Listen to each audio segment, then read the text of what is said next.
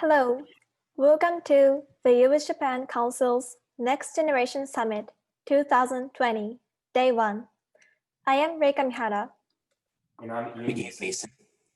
We are the MCs for today. Upon the official start of the Next Generation Summit, let us introduce the theme for this two-day virtual event. The 3 R's of 2020, reflective, resilient, and revolutionary. Under this theme, the young and emerging leaders in our community will share their insights on lessons learned from this era of change and on the power of resilience.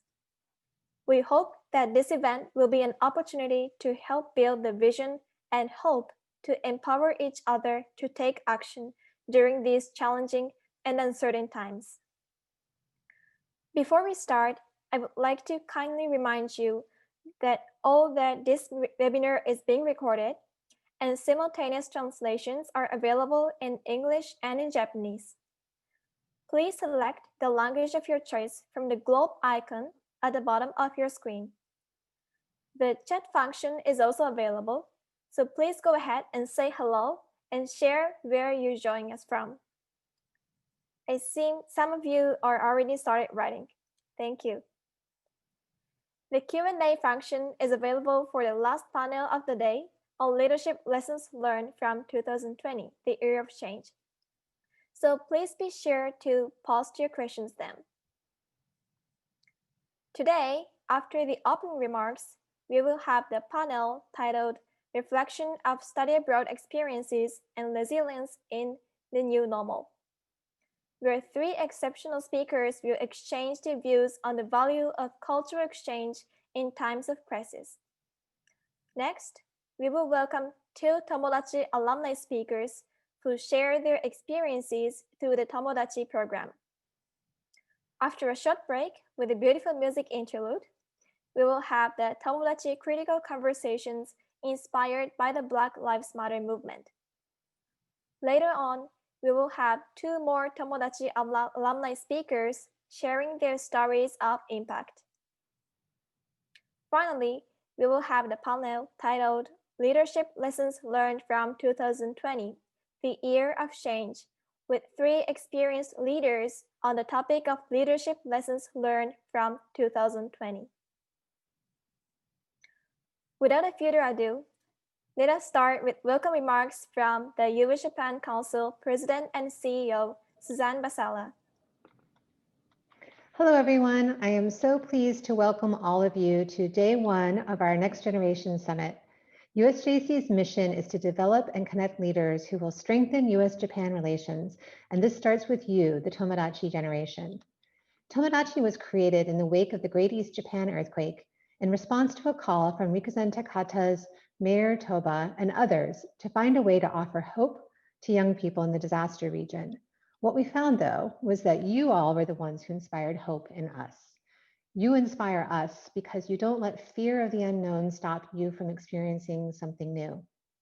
Today's summit is focused on the 3 R's needed for such a difficult year. I'd like to add to the 3 R's 2 C's, courage and confidence. I believe that being a part of the Tomodachi generation is a badge of courage.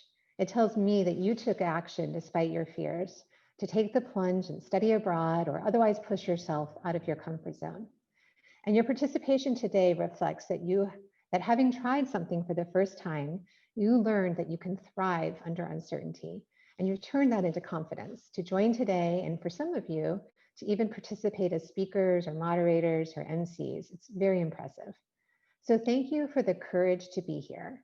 I hope that through your continued participation in Tomodachi alumni programs, you will grow in confidence. And with that confidence, I know you are unstoppable and truly will make the future better for us all. None of this would be possible without the financial support of the donors and many implementing partners. We also rely on the strong support from both governments, and we are honored to have Charge d'Affaires Joe Young with us today from the U.S. Embassy, and Ambassador Masakono as the Government of Japan's Special Representative for Tomodachi. What makes Tomodachi greater than the sum of its parts is our alumni program. made possible and sustained by the extremely generous support of the Prudential Foundation. And I would like to take a moment to particularly thank USJC's Director for Alumni Programs, Kaoru Utada, who has poured her heart and soul into the Tomodachi generation over the past years. With that, I'm so pleased to greet you all and look forward to the conversations today and tomorrow. Thank you, Suzanne.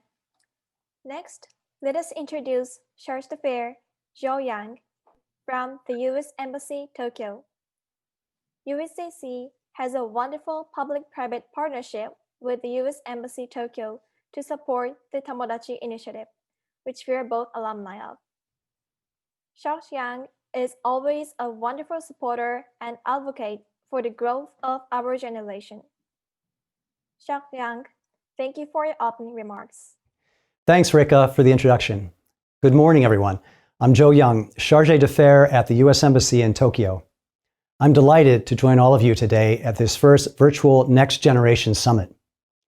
2020 has been a unique and challenging time for us all. The COVID-19 pandemic has demanded drastic changes to nearly every aspect of our daily lives, from the way we work, to the way we go to the store, even to the way we spend time with friends and loved ones. As is often the case, this adversity has led us to test new ideas and discover new solutions.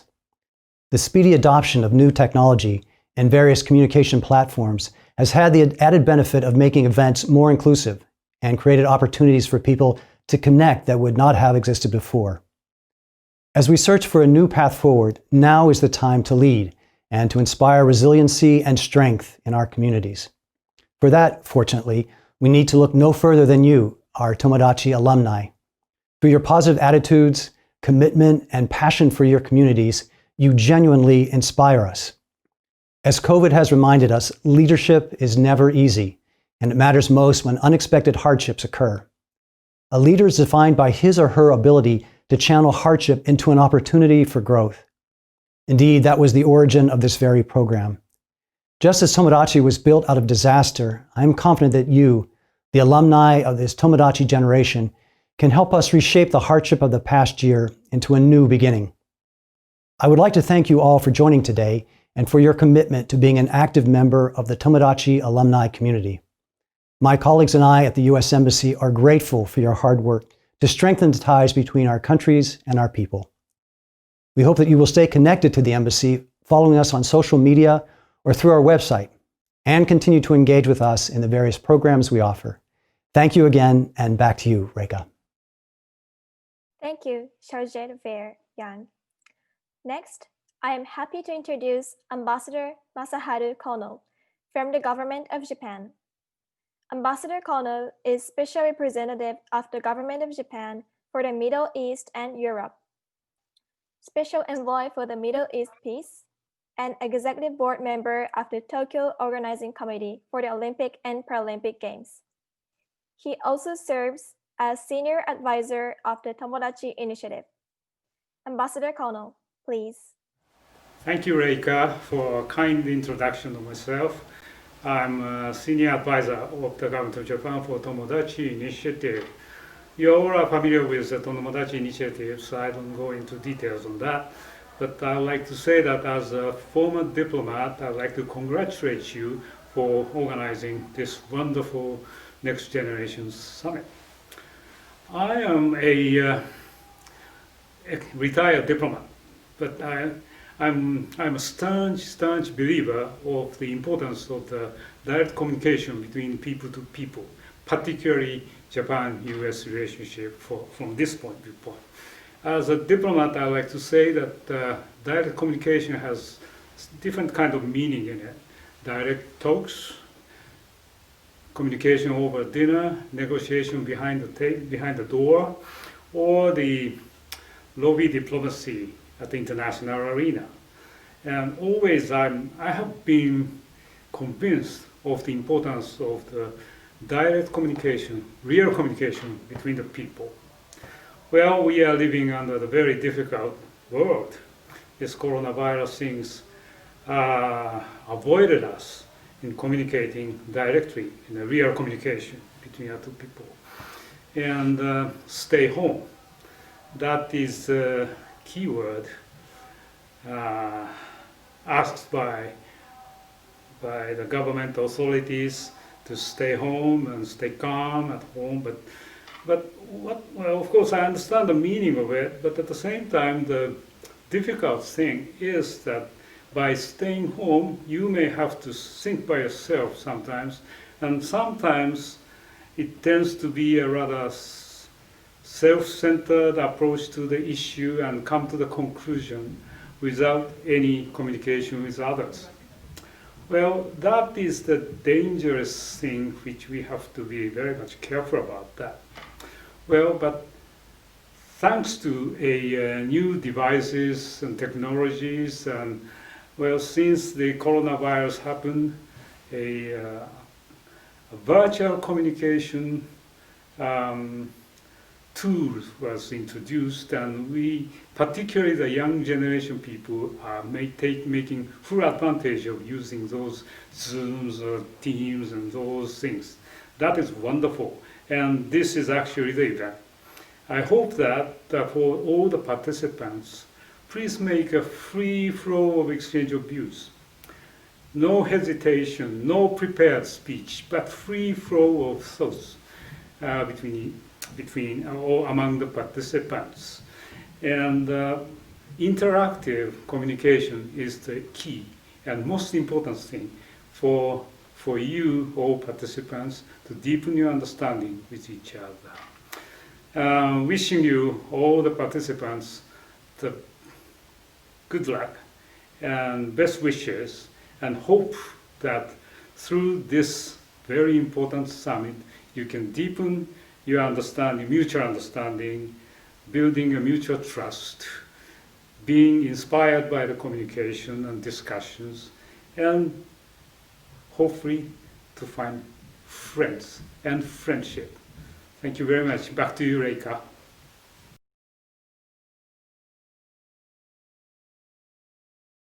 Thank you, Ambassador Kono, and thank you for your support for USJC over the years. Moving on to our first program, panel titled Reflection of Study Abroad Experiences and Resilience in the New Normal. Let me introduce three exceptional panelists. Mr. Michael Turner will be moderating the session. Mr. Turner is the Cultural Affairs Officer at the U.S. Embassy, Tokyo. He oversees educational exchange programs, cultural activities, and grassroots outreach.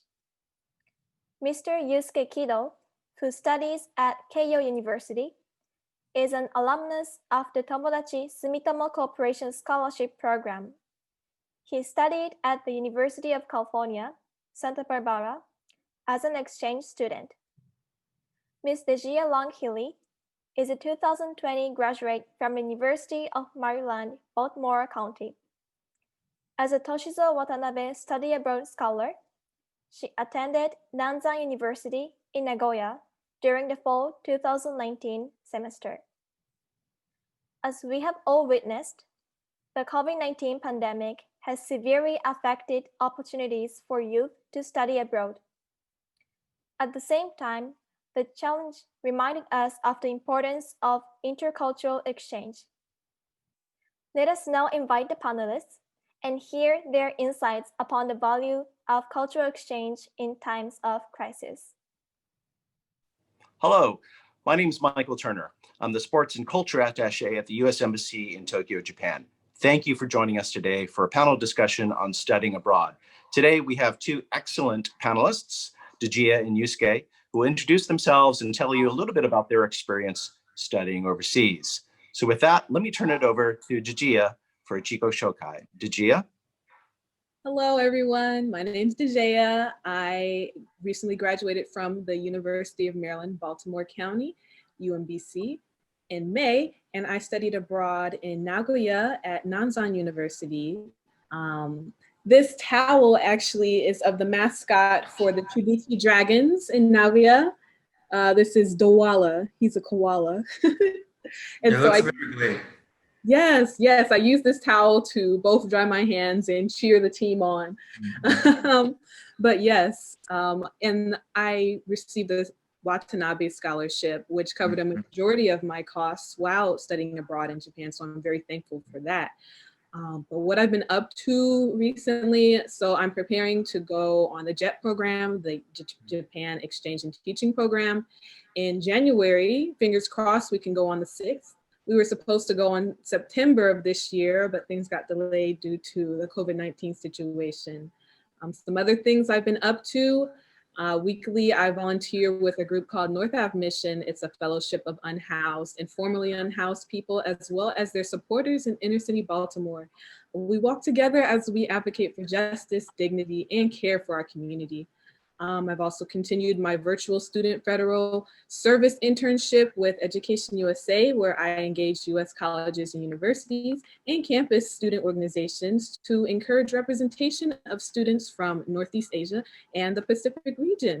Lastly, I've been tutoring. So on the JET program, I'll be an English teacher.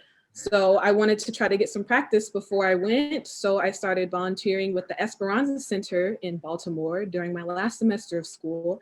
And then I shifted to online English tutoring after graduation. And I've had the pleasure to meet people from all around the world while tutoring. So thank you.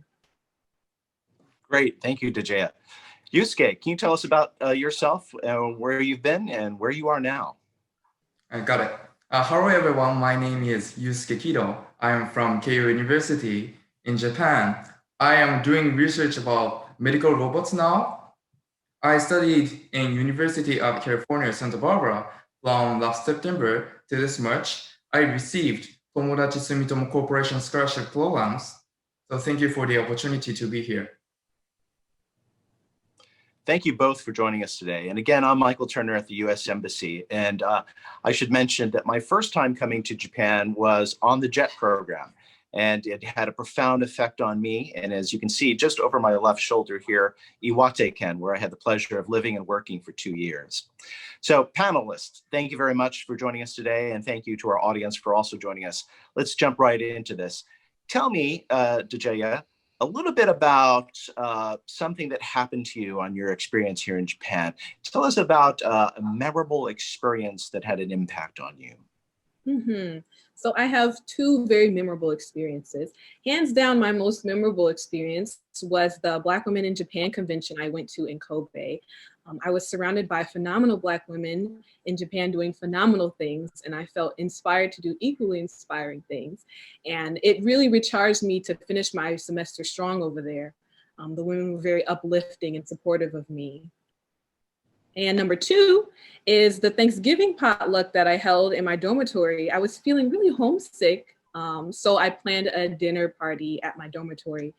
I made most of the food, which included green bean casserole, tater tot hot dish, baked and barbecue chicken, and I made all of it in a toaster oven, so quite the feat. So those are my 2 most memorable times in Japan. Yeah, thank you very much for getting me very hungry right now. I appreciate that. That sounds absolutely delicious. Wow. Yusuke, tell me about a memorable experience you had on the program.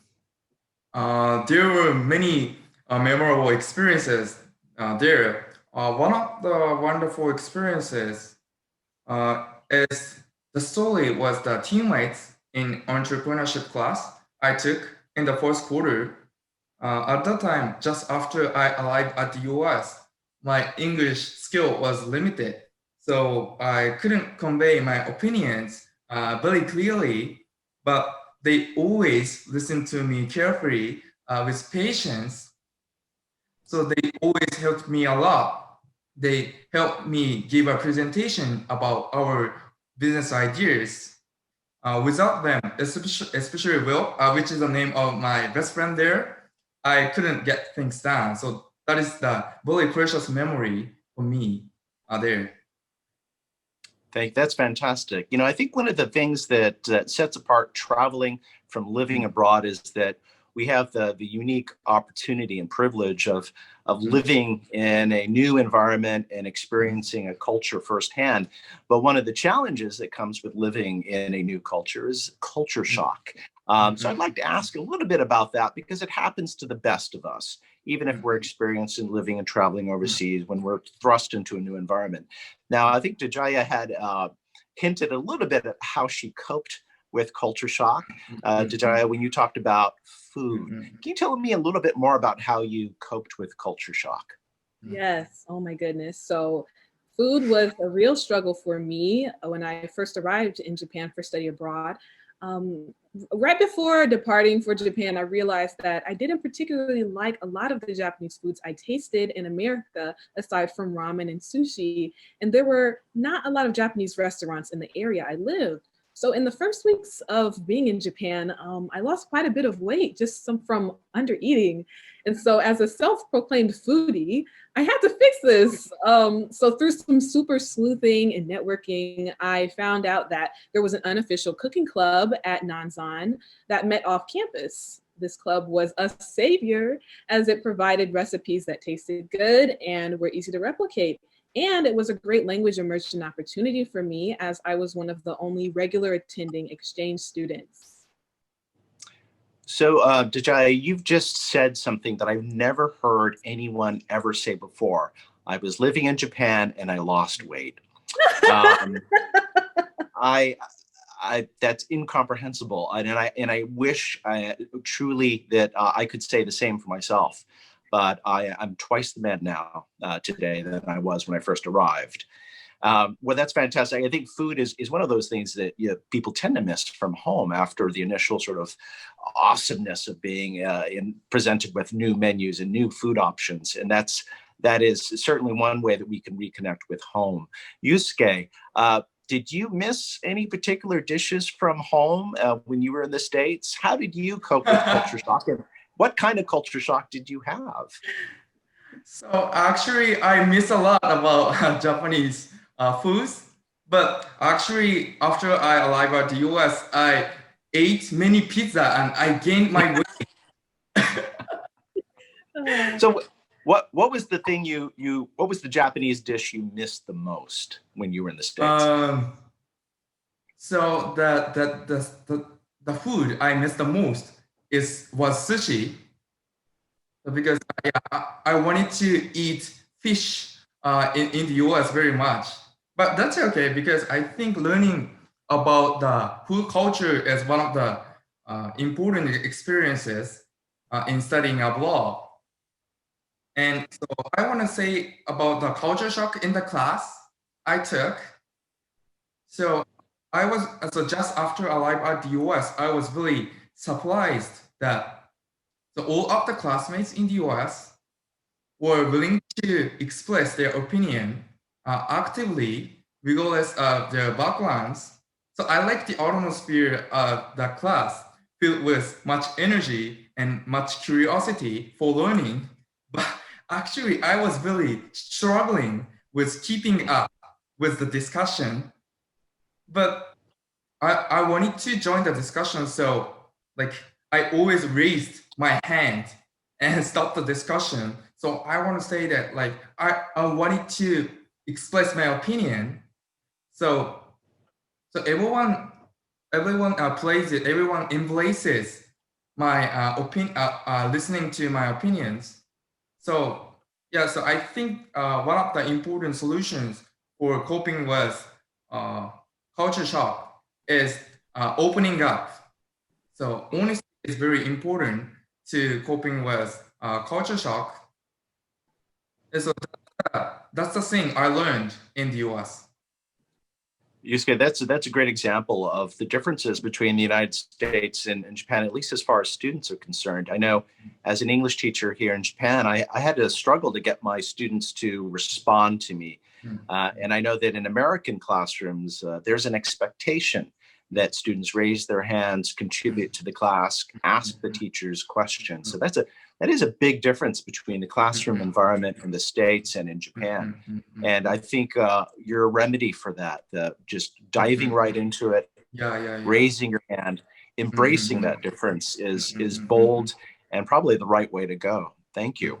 Yeah, so I think Japanese students tend to be shy, but I think Japanese students have as great abilities as American students have. So I want to say that they should unleash their potential in the class. I think you've just given us the motto or the slogan for this entire panel discussion: unleash yourself. Don't hold back. So we've talked a little bit about culture shock, and we accept that this is part of the normal process of living in a new culture. But I want to move on to a more substantial and more serious shock, and that's the shock of the global pandemic that we've all been grappling with since for almost a year now, or coming up on a year. Tell me, how has COVID impacted your lives? Dejaya, let's start with you. What has been the impact on your day-to-day, your career prospects, your studying, and how has COVID affected you?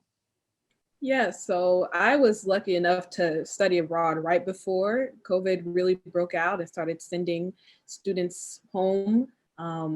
But yeah, after I came back, I had already applied for JET program while I was studying abroad and was going through the process. And I got that wonderful email that I was accepted and I'd be going in September. It was just a matter of time at that point. Then everything started closing down. Events were being postponed left and right. And then me and my fellow JET accepted people, we're just like, what's going to happen to us? What's going to happen to us? And there was a period of kind of limbo where there was no date for departure. And so a lot of people, including myself, had to think about plan Bs. We were back on the job hunt for a lot of the time. I had a lot of pressure in my family. They were like, well, you probably aren't going to Japan, so you need to find a job. And I was like, but I don't want to lose hope. So that is it was a lot of back and forth emotions of having hope and being hopeless. Some lessons though from this disruption and some things that I've learned. One, don't take rituals for granted. Rituals, what do I mean by rituals, right? So whether they be for celebration or for mourning, I think humans created rituals to help process emotions. And this year, so many key rituals were canceled due to the global pandemic. I've missed a number of celebrations, like my graduation, as well as funerals this year. And it's hard not being able to properly grieve. Number two is patience. My start to full adulthood has basically been postponed. It's been hard, but with patience, I know my time will come, hopefully January 6th. Thank you. Yusuke, how has COVID-19 affected your life? COVID-19 changed everything relating to my study abroad experience. My campus life was not affected until the end of this February, but since the beginning of this March, the situation changed completely because of the beginning of the pandemic in the US. The government and the university made many decisions rapidly. At first, I couldn't take in-person classes, and finally I had to return to Japan suddenly. I was a little bit confused by many decisions which were volatile. But generally, I could stay calm. I always try to collect the right information in order to find a better path to the future, like find a plan B, for the future. One of the lessons I learned is that we can keep moving forward by grasping the situation, empowering each other, and working together hand in hand. We can find the silver lining in this uncertain cloud together. So that's the lesson I learned. Thank you. One of my jobs here at the U.S. Embassy is to promote studying abroad and encouraging young people to study in the U.S. And also, I sit on the Fulbright Commission, one of our exchange programs, the flagship exchange programs. And we had, all the problems that both of you have mentioned in terms of trying to figure out how best to handle students who were sent from Japan to study in the United States, but also some American scholars on the Fulbright program who were sent here to Japan. And I remember in those early months, between February and May, when there was so much uncertainty and everything was still sort of new and frightening in many ways. And I remember thinking at the time that, well, soon this will pass. And I think that Dejaya, you mentioned having patience, and I think that everyone's patience has been tested, but it's important to have that along with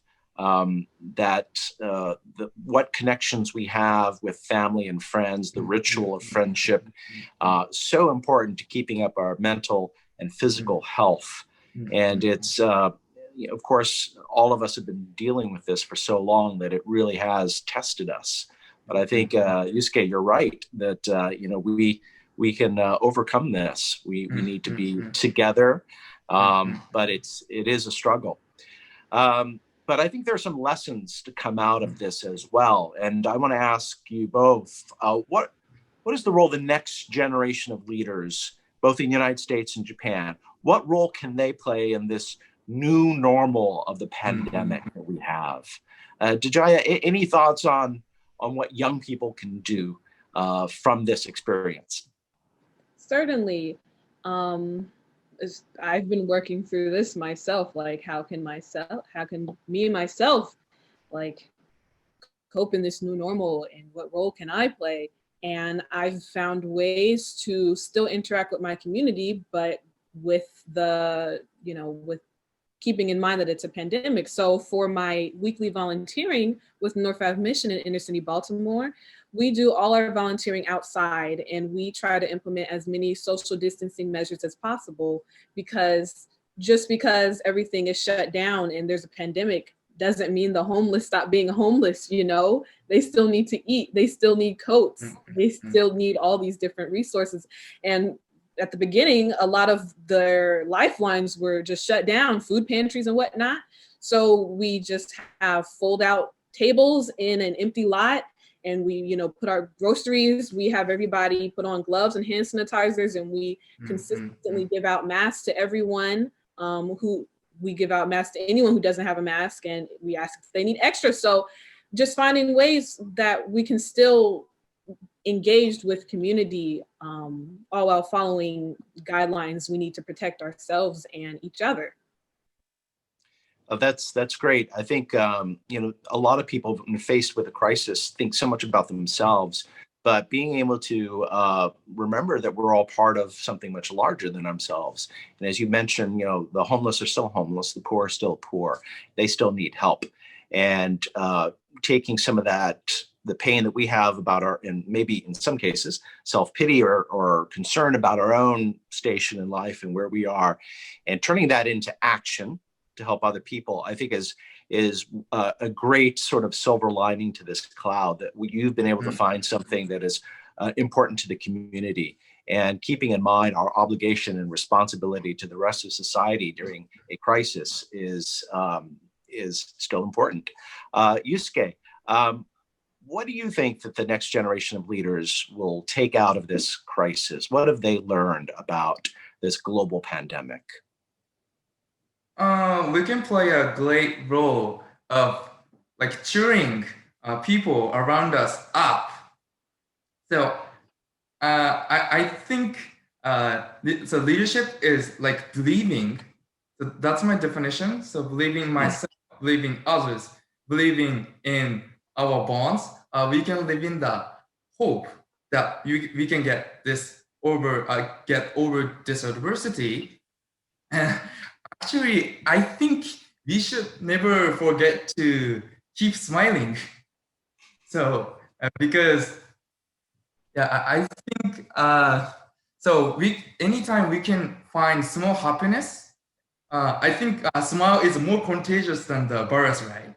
So I think so. Please show people your smile in order to cheer them up. So that is a very important role we younger generation can play.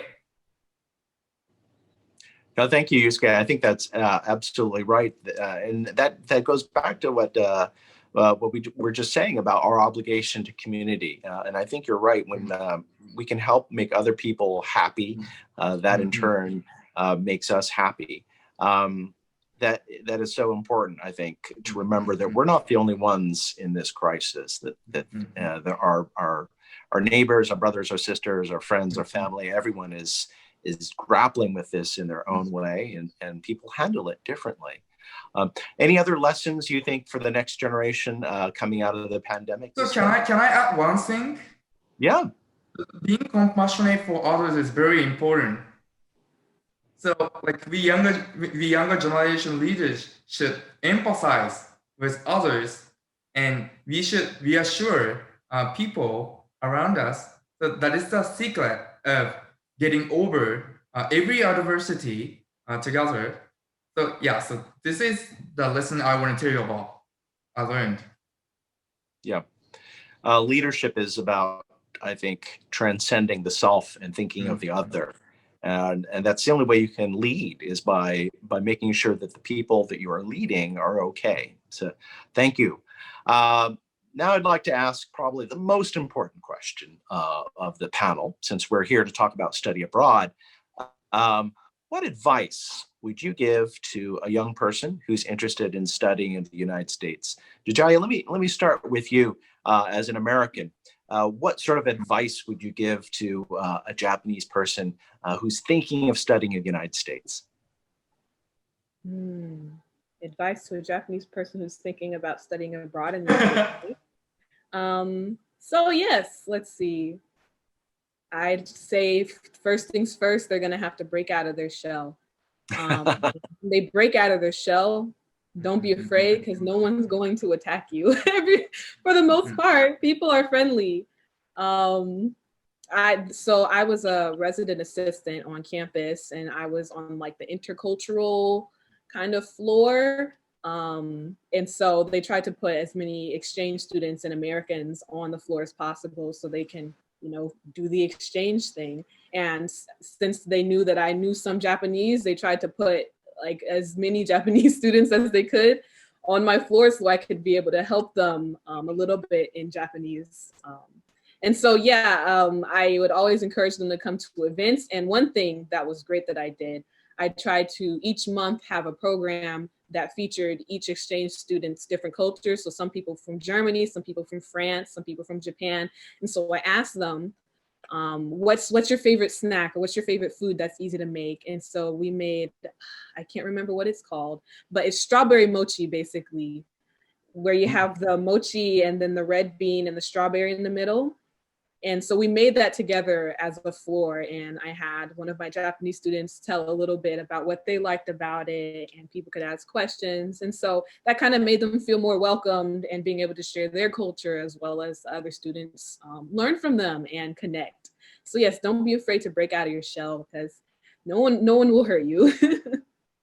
That's great advice. And I think that oftentimes Japanese students are worried about their English speaking ability and their ability to communicate. And I think in a university setting, not a problem. I think people understand that students come from afar, and that English is a second language. And and the only way you're going to improve is by practice, practice, practice. And so I think coming out of your shell is critical to getting the most out of your education in the United States.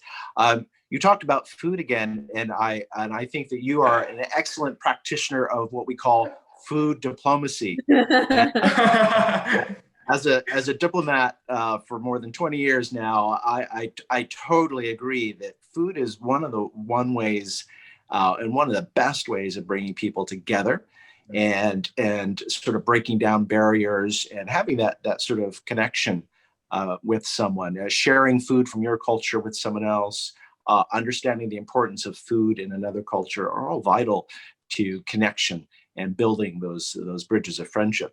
It's harder to do, I think, in this environment where everything is done virtually, but we've done virtual dinner parties here because we still recognize that having food together is important.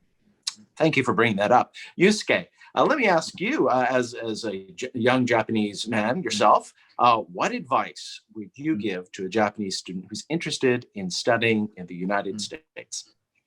So I totally agree with Diji's advice. So do not be afraid to fail.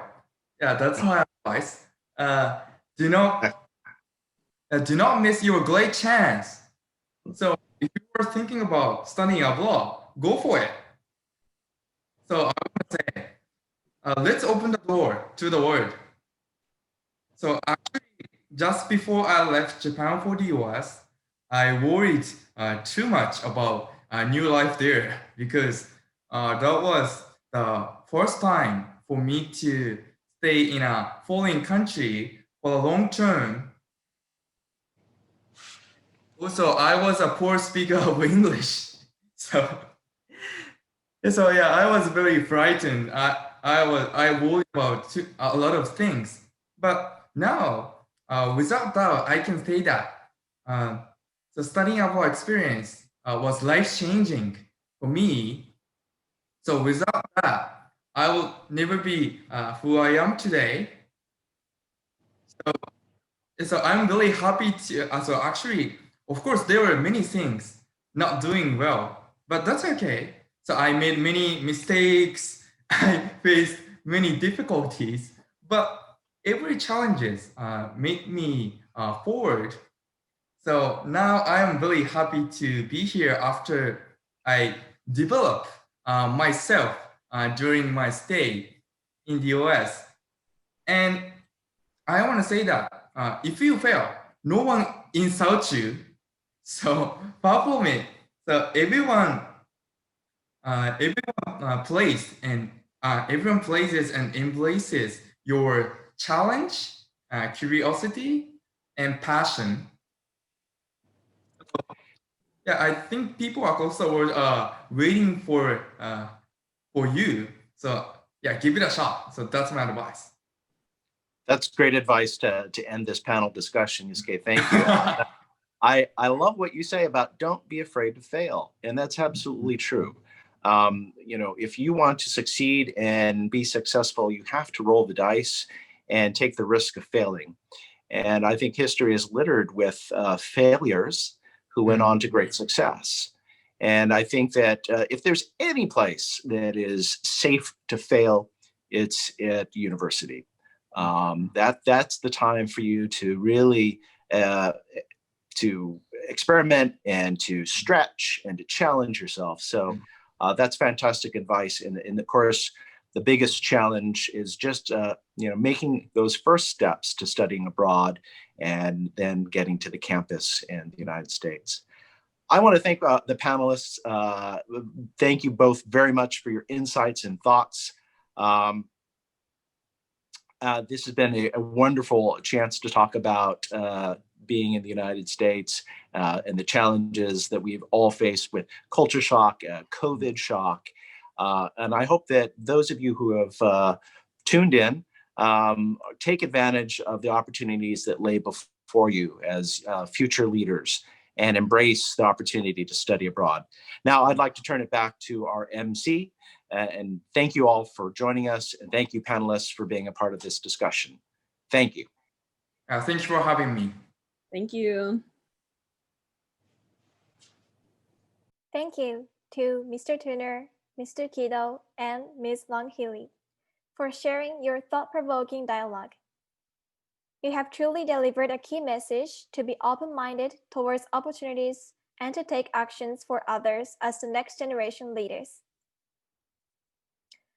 Moving into our next section, I would like to invite two Stellar Tomodachi alumni speakers to share their experiences. The first speaker is Ms. Shiori Hara, the second-year high school student in Soma City, Fukushima. During her senior year in junior high school, she participated in the 7th Tomodachi MUFG International Exchange Program and visited Los Angeles, California. As an active Tomodachi alumna, she joined the 2019 Tomodachi Generation Summit and the Tomodachi Global Leadership Academy in 2020. Let us welcome Shiori to share her wonderful journey with us.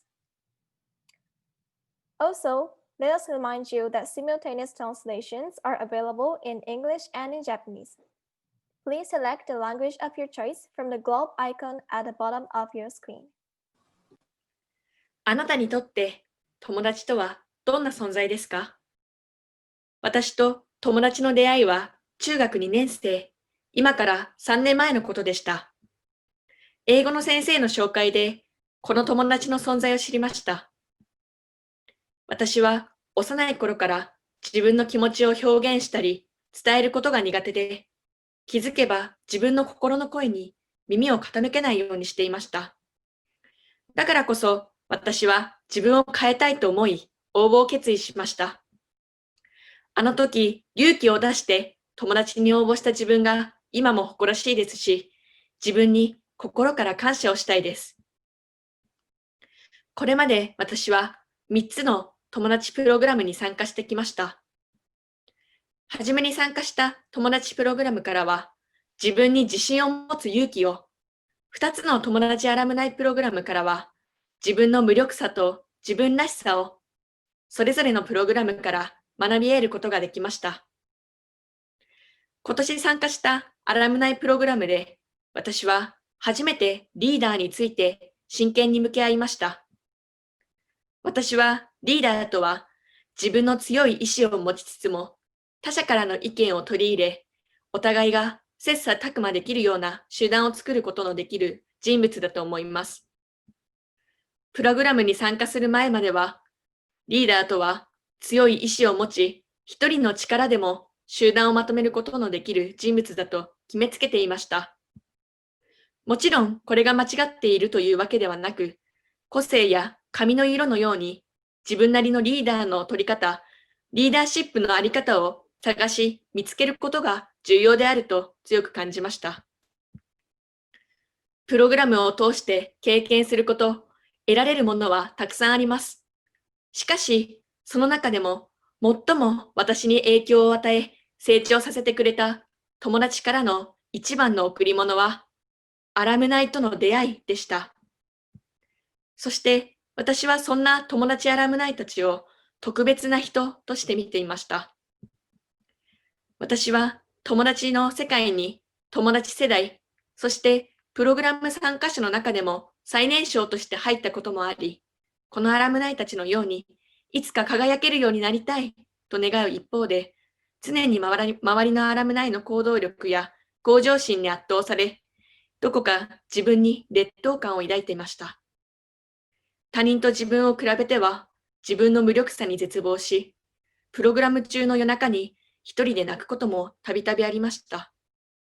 しかし彼らは私が辛いとき、いつも手を差し伸べてくれました。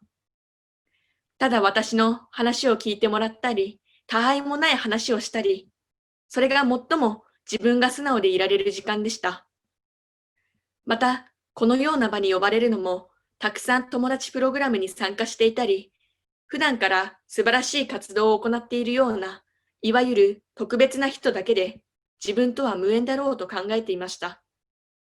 しかし、特別という意識は自分が勝手に作り出していたことに気がついたのです。私は初めに参加したプログラムで、自分は自分でしかない、そう学んだはずなのに、いつしか忘れてしまっていました。それからは他者と自分を比較することをやめました。それがいかに無意味で残酷な行為であるからを知ったからです。あなたにとって友達とは何ですか？私にとっての友達の答えはまだ見つかっていません。参加するたびに成長を感じること、気づくこと、何もかもが違います。だからこそ友達というものが本当は私たちに何を与えてくれているのか、自分にとって友達とはどんな存在なのか知りたいし、みんなで友達について語り合いたいです。そしていつか自分なりの答えを見つけることができるのか楽しみで仕方ありません。友達コミュニティは私にとってどこよりも素直でいられる場所です。これまで年下として可愛がってもらった分、次は私が恩送りとして次の友達世代に自分が学んだこと、そして友達の歴史を伝えていく使命があるのだと思います。友達コミュニティは私にとって大切で永遠につなげていきたいものです。そのために私が力になることが一つの夢でもあります。最後に友達を支援してくださっている方々、そして何より私をいつも支えてくれているアラムナイたちに心からのありがとうを送ります。Thank you, Shiori, for sharing your insights about the importance of being yourself and of mutual support among young leaders. Next, let me introduce another Tomodachi alumni, Mr. Shunsuke Watando, to share his experiences. After he participated in the Tomodachi U.S Japan Youth Exchange Program in 2018, he became the youngest Tomodachi alumni regional leader of the Kanto region and served for the last 2 years. He is currently a freshman studying at Keio University, Tokyo. Let us welcome Shunsuke to share his views on the importance of mentorship. Thank you, Reika. Hello, everyone. My name is Shunsuke Watando, a freshman at Keio University in Tokyo, and a member of the Tomodachi generation. I am also the regional leader for the Kanto region as part of the Tomodachi Rise Leadership Program. By the way, this background was used for my regional event, so I wanted to share it with you all today. I first became involved with the Tomodachi initiative during the summer of my senior year in the high school. I participated in the Tomodachi U.S Japan Youth Exchange Program, where we traveled to Washington, D.C. There, we connected with fellow high school students to learn about civic engagement and how we can all make a difference in the world. Returning to Japan, I wanted to stay involved with Tomodachi in some way. I decided to take action towards the concepts I learned by giving back to my community. This is why I became the regional leader for the Kanto region and joined the Rise Leadership Program. My initial goal of joining this program was 1, to expand and strengthen my connection with other Tomodachi alumni, 2, tackle local issues, and 3, learn how to plan and run events. But what I gained turned out to be so much more. There are many people with great variety of personalities and experiences within the Tomodachi community. This program allowed me to interact with them and gave me new insights beyond what I was looking for. One of the most memorable parts of the program was the mentorship.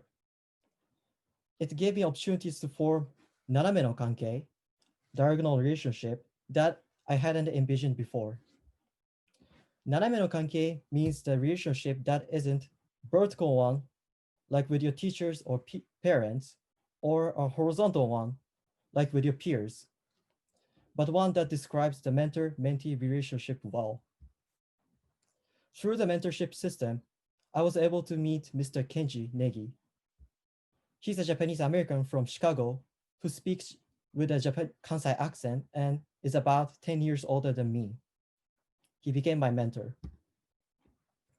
In the beginning, I felt it was difficult to build a relationship with him because we were so apart in age. I didn't know how to interact with older people and worried I might do something inappropriate. So I kept distance.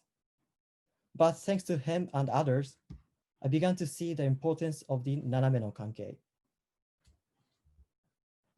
I appreciated the mentorship part the most. I learned key skills both professionally and personally. One thing my mentor, Mr. Kenji, taught me was the word horenso, which means spinach in English, but actually means something deeper. Ho stands for hokoku, report, ren for renraku, communicate, and so for sodan, seeking advice, which means that providing reports, keeping the lines of communication open, and asking for advice are important. While this horenso is a common phrase, I hadn't paid much attention to it until then. In the beginning, it was hard for me to ask for time. However, Mr. Kenji kindly set up weekly meetings with me and really helped me to open up. These weekly discussions not only taught me new skills that I can use in a professional setting, but it also helped me to realize new things about myself and shorten the distance with Mr. Kenji. Before joining the program, I admit I was a bit negative-minded and planned a low-risk event. But through talks with Mr. Kenji, who always had a positive personality and interesting ideas, I began changing my mind about making a more challenging event. Honestly, one of the things that scared me was taking risks. But with the support of Mr. Kenji and others, I realized that I didn't have to be afraid to challenge myself and push my own limits. After 2 years of working together on this program, I was able to build a strong relationship with Mr. Kenji and my peers. And it has made me see a lot of things differently and more positively. That's also why I'm able to challenge myself and speak like this in front of all of you today. The message I want to share is to not be afraid to open up to others, learn to take risks, and appreciate the support you have from those around you. Thank you.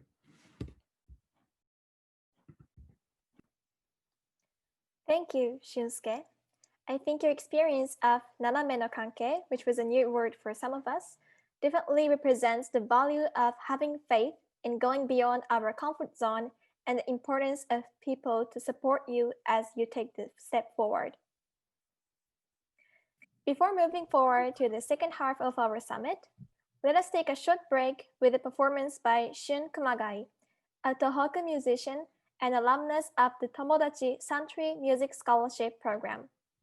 I hope you enjoy his performance and see you again in 3 minutes.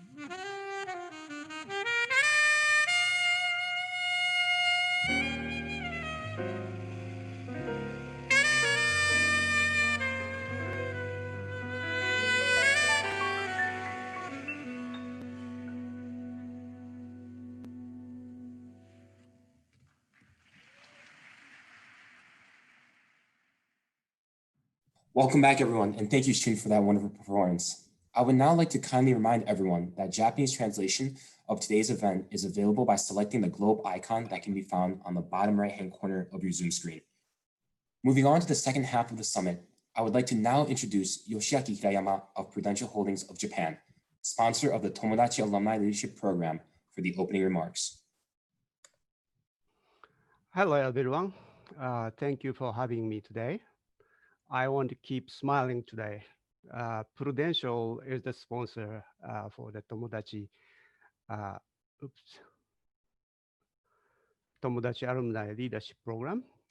Throughout the year, alumni leaders in each of their region held their events online due to COVID-19. My colleagues and I attended some of the events, and we are impressed at their resilience and flexibility to adapt to these challenging times. I believe the online meeting was challenging for the first few times. There were some troubles within video and audio in the beginning, but now we see no troubles.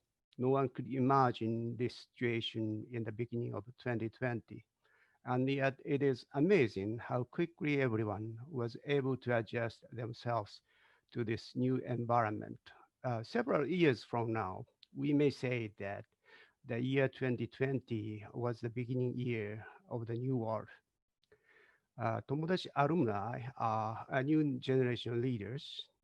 They picked up and addressed especially important topics that may change our futures. And they created opportunities to discuss what we should do together. Some topics addressed were social isolation, food loss, sign language, leadership in a post-COVID-19 world, non-medical care for long-term care patients, and more. The theme itself is important, but I believe there are more important takeaways for them. Through these events, these future leaders learn how to prepare events, how to coordinate teams, how to develop networks, how to inspire people, and a lot more, including how to hold events online efficiently and effectively. These are so-called important skills that build confidence and teach life lessons.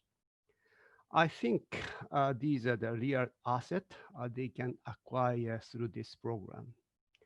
As the Prudential representative joining you today, I want to thank the U.S. Japan Council who fostered all activities of Tomodachi. And I also want to continue to encourage all the Tomodachi alumni to become the real leaders between the US and Japan in this new future we are building together. Thank you. Thank you very much for that speech, sir. And yes, I think we can all agree that we can keep smiling as well. Next, I would like to move forward with the third and final installment of our ongoing Tomodachi Critical Conversation series, led by our moderator, Ellen McCann. But before sharing the details of this specific part, I would like to take the time to highlight the goals of the series itself and what has accomplished thus far. As the Black Lives Matter movement became global, even making its way to Japan, we have seen the strong need and opportunity to have these important discussions now more than ever. Through the three-part Critical Conversation series, we aim to bring together youth in Japan and the United States to create peer-to-peer learning opportunities by bringing thoughtful and inspirational speakers, creating a safe space to share experiences and perspectives, and to continue to be able to educate ourselves and have these important discussions. Part 1, What is BLM, was an online Zoom event that was attended by 50 participants from both the United States and Japan, with most Japanese participants having studied abroad or spent at least 2 weeks in the US. The event was composed in 3 main parts. Consul General Kelly offering remarks as the first African-American woman to hold the post in the Osaka-Kobe region, the fireside chat that featured BLM Tokyo co-founder and organizer, Juniper Alexander, and myself as the moderator, discussing the importance of BLM within Japan. And finally, the 50 participants got into smaller discussion groups to have opportunities for peer-to-peer sharing, learning, and growth. Part 2, Voices of the Japanese American Experiences on Race, inspired by the Black Lives Matter movement, a conversation on the importance of allyship, looked at the Japanese American experience by addressing concepts like allyship, the model minority myth, and simultaneously highlighted the impact race has on our daily lives to further advance U.S.-Japan relations. Part 2 brought together 4 amazing speakers: Dr. Curtis Takeda Brooks, professor in Asian Pacific American Studies at Loyola Marymount University; Satsuki Ina, a writer, activist, psychotherapist, and professor emeritus at California State University, Sacramento; and Courtney Sato, 2013 Emerging Leaders Program and assistant professor in the Department of Race, Colonialism, and Diaspora at Tufts University. Inspired and triggered by panelists' insights led by moderator Mana Nakagawa of Facebook's Head of Diversity Strategic Initiatives, participants deepened their understanding of the interconnectivity between the BLM movement and the Japanese American experience throughout our histories. Finally, Part 3, Voices Within, How is BLM Reshaping Conversations About Discrimination, will continue to address the issue of race as inspired by the Black Lives Matter movement, but through the lens of the impact it has had and will continue to have on discrimination. We have invited a special speaker in Ellen McCann, International Program Manager of Chicago Sister Cities International, to share her experiences on discrimination with 2 Tomodachi participants, Kota Kondo, who joins the U.S. Embassy KO SFC Tomodachi Entrepreneurship Seminar, and also alumni of the Tomodachi Sumitomo Corporation Scholarship Program, and Felix Garcia, who joined the Tomodachi Daiwa House Student Leadership Conference. These 3 individuals will have a discussion that centers on the importance of highlighting how the BLM movement is not an isolated incident that is happening halfway across the world, but more so an opportunity to explore, share, learn, and discuss these important concepts that are taking place in many national communities. Thank you, Ian. Welcome back, everyone. We hope you have enjoyed the day so far. We're glad to bring you this panel with Kota Kondo and Felix Garcia, 2 alumni of our Tomodachi program. This is actually their first time meeting, so I'm going to ask them to introduce themselves to each other first. We think it's important to note that they are meeting for the first time to talk about an issue that some of you all will be discussing for the first time as well. Kota and Felix. Hi, my name is Kota, and I'm studying aerospace engineering at Kyushu University. I was a Tomodachi regional leader in Kyushu region, and I organized events to raise the public awareness of LGBTQ community in Japan. And then we joined the LGBTQ parade in Hakata, Kyushu, which is really great. And also last year, thanks to Tomodachi Sumitomo Corporation Scholarship, I studied at the University of Michigan. There, I joined the Global Scholars Program, and I studied racial justice and also human rights, nationalism, and those issues. So I'm really excited to be here and to talk about important issues. Great, thank you, Kota. And Felix?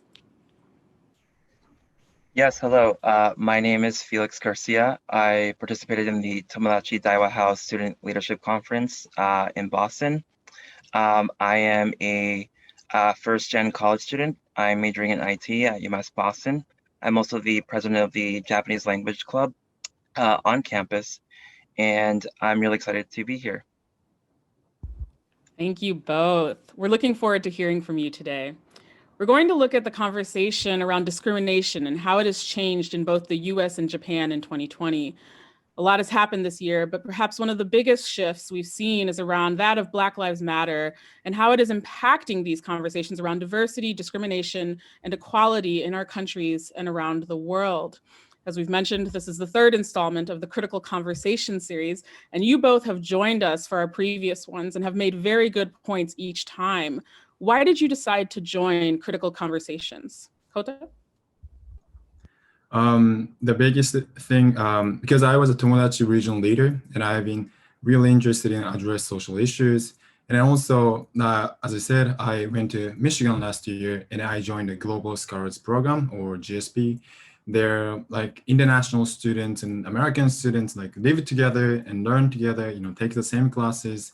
And, you know, through that, we learned, as I said, nationalism, human rights, and really interested in how to address the social and global issues. And I'm studying engineering, so like I wanted to solve, you know, those problems with technology and engineering.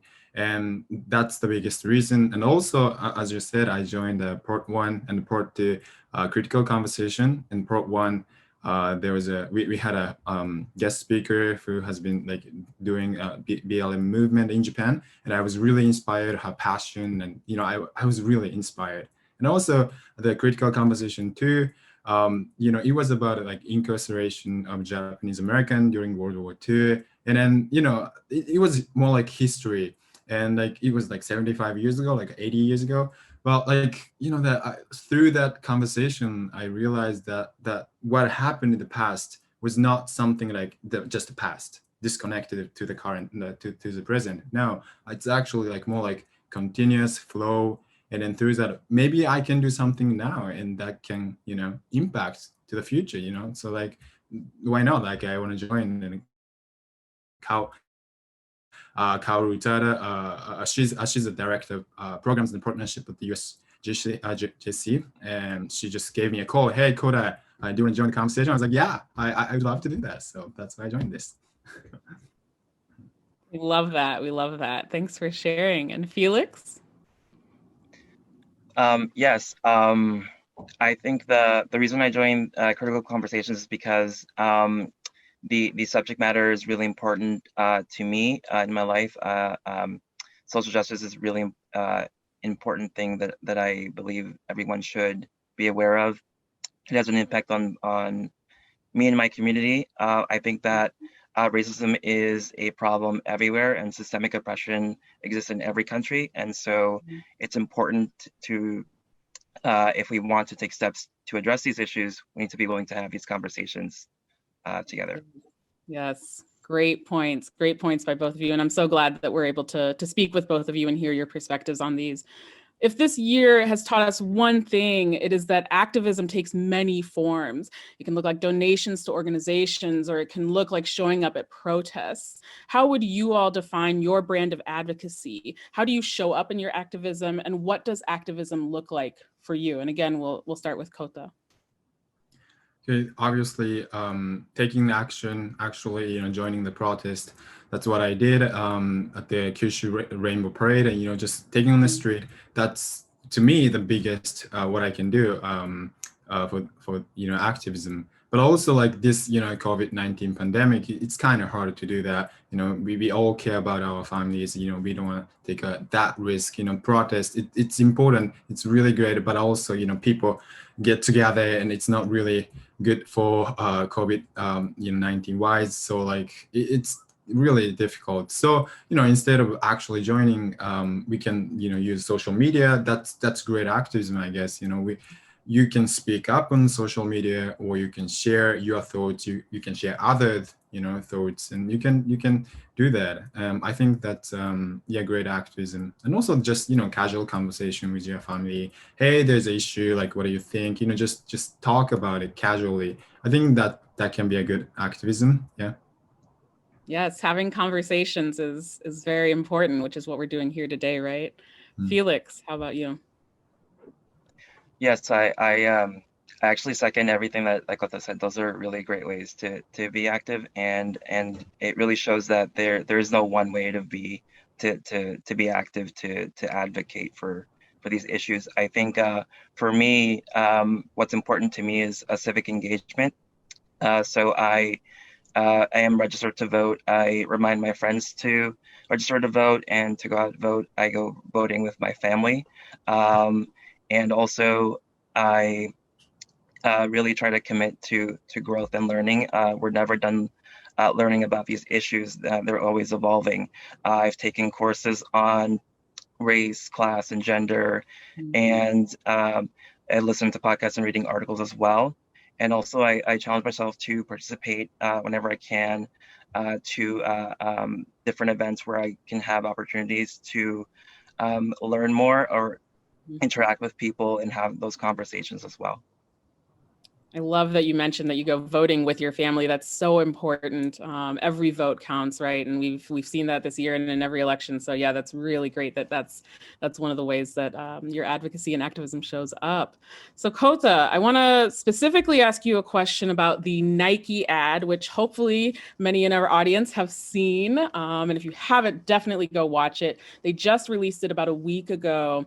And it has been met with some mixed reactions and definitely stirred some feelings around the world, but in Japan as well. So Kota, what did you think when you first saw the ad?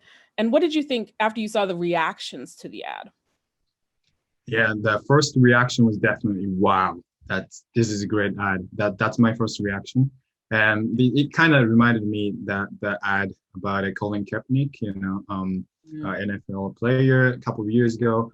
And so at the same time, I was inspired, but also at the same time, I knew that was going to get backlash to some extent from Japanese population. And yeah, actually, we had a meeting that I saw the ad, and then right after that, Ella and we had a meeting, and I wrote it up and just like, hey, like, did you watch it? We actually watched it together. In this, we should definitely include that ad, to this conversation. We just talking about it. But yeah, so because of that, why I thought that was gonna get backlash or a negative reaction, is that our culture, kusai mono ni wa futa o suru culture, it's basically covering up smelly stuff and just leave it alone and just don't think about it. It's sometimes good. You make some mistakes, some failure, you embarrass yourself, and just forget about it. Just move on to the next. So it could be a good thing, but in this situation, there's an issue, especially like racial discrimination and racial issues in Japan, which is really important. But like, nah, we don't want to talk about it. That the culture, it's I think deep rooted in our culture, and it's kind of hard to change it. But so because of that, I know that growing up in Japan, I know that culture. So maybe and then Nike is foreign company, and then just came to Japan and pointed out our problem. Hey, like this issue, like hey, what, like don't stick your nose, like it's our problem, just like that. I knew that was the people think like that. It kind of did actually, seeing the negative reactions on social media. It's very saddening, but at the same time, that's Nike, wanted to happen actually. I guess, there's an issue and we start the conversation, and that's great, I guess. So yeah, as you said, it got mixed reactions, but eventually it started the conversation in Japan. So I think overall it's a good thing. Yeah, positive. It did what they planned for it to do, definitely. And I love that you brought up the Colin Kaepernick aspect as well. Yes, very similar to when he started kneeling here in the US. There were very mixed reactions on that. And then Nike actually gave him an ad, right? And so Nike continues to sort of push that messaging forward. So it's great to hear your sort of thoughts on that. Felix, a specific question for you. You mentioned that you've gone to protests before, and you went to the protests this year around the death of George Floyd in June. How did it feel to be in Boston during these protests? I think that's a difficult question to answer because I feel like I'm still coming to terms with everything that's been happening this year. I think that the pandemic was already difficult enough to deal with when that first started and everything shut down, to then having to see all the news coverage of the death of George Floyd and Ahmaud Arbery and Breonna Taylor, and how people were, activated and they were taken to the streets. It was a lot to take in. I did consider whether or not to go out to take that risk and go out to protest, and yes, I did go to some. I think one thing that I noticed when I was out there is that how diverse the crowd was. There was just so many different kinds of people, especially many non-Black people who showed up in support of the movement. That was great. I think However, it was difficult to see how aggressive the police response was at certain points. For me, I noticed the one that I went to,